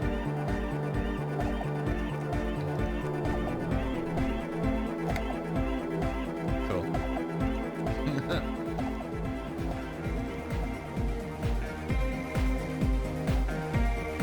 You've got us in, Cop. I can't believe between you and me. I don't know if you've noticed this about me.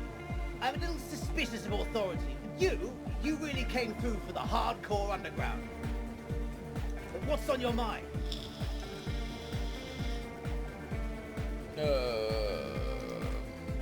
I don't like night. What did Tiago tell you about the church? Crabman's been lurking here for a while. He's experienced things that give off bad signs. As far as we can tell, the Ubis built this place about 380 years ago as a sarcophagus. What's it for? Encasement, confinement of something that they were afraid of. Something new and unheard of on the Iola. He looks up into the darkness beyond the beams. I think that's what the Crabman is experiencing when he climbs around upstairs. Like this is some old world shit the Ubis had heard about, and thought the best way to deal with it was to build a church surrounding it to contain it. Huh, spooky. Yeah,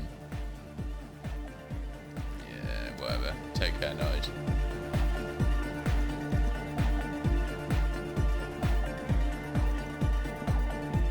Right, now we need to go apologise to Kim. I didn't mean... I just clicked that because it sounded funny, I didn't... Oh wait, oh dear. Kim. It's colder outside than you expected, and you see the lieutenant standing there, a small cloud of white escaping from his mouth. Turns to you but says nothing. I think I fucked up back there, you think? Okay, scratch that, I definitely fucked up. Yes, and? Lieutenant stares impassively, and I'm sorry. Let me ask you something. He leans in to inspect you. What do you see when you look at me? Just a guy. Yeah, that's what most people say, but do you know what they don't say? Revicolian. I don't suppose anyone ever questions whether you belong here. Whatever your faults, you're a solid detective. You're obviously Revicolian. I was born here. I grew up here. It's the only home I've ever known. And there's a good chance I'll die in the line of duty here too. But to most of my countrymen, I'll always be some mucky fucker. Ah, man, I didn't mean... It was just like, I was trying everything to get him on the... To me, you're my partner.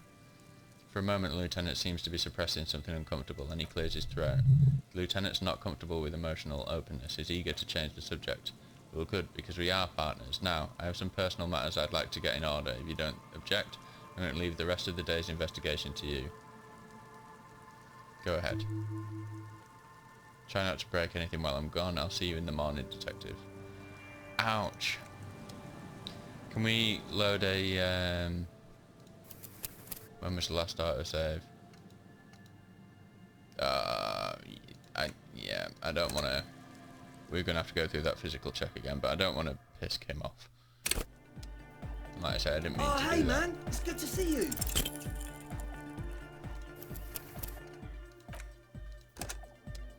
We'll get through it a bit quicker this time. Don't worry. We can't... Yeah, we can't... Oh, hey man, it's good to see you. Can't do that to Kim. Total darkness. Here, it will... Who fucking know? Or guess? Oh, don't worry. This is a nothing. Psst. To rule the world in the spinal cord. What's happening? From what I can see. Foolhardy. Do you even know what's happening on the surface? Maybe 1,000 years have passed. Or maybe you started spazzing out like 2 seconds ago.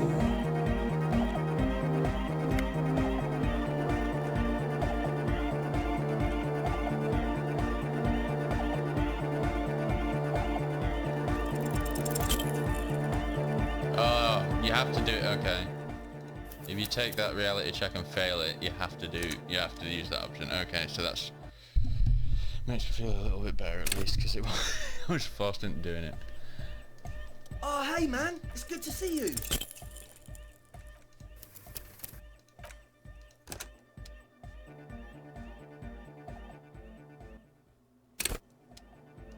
Oh, hey man, it's good to see you. Watch it be like 1,000,000 times now to get it to do it again.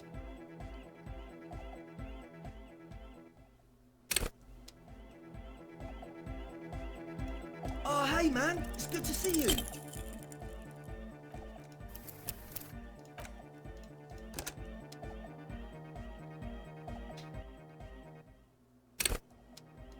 Oh, hey man, it's good to see you.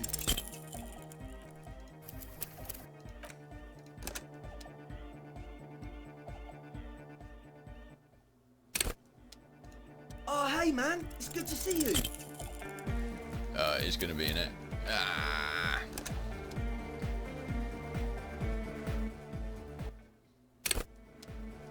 Oh, hey man, it's good to see you.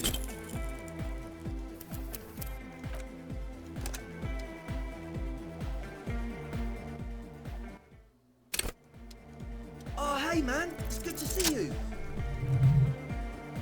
Total darkness. Here, it... Who fucking know? Or get... Oh, don't worry. This is a pit nothing. Psst. To rule the world in the spinal cord. From what I can see. Foolhardy. Do you even know what's happening on the surface? Maybe 1,000 years have passed. Or maybe you started spazzing out like 2 seconds ago.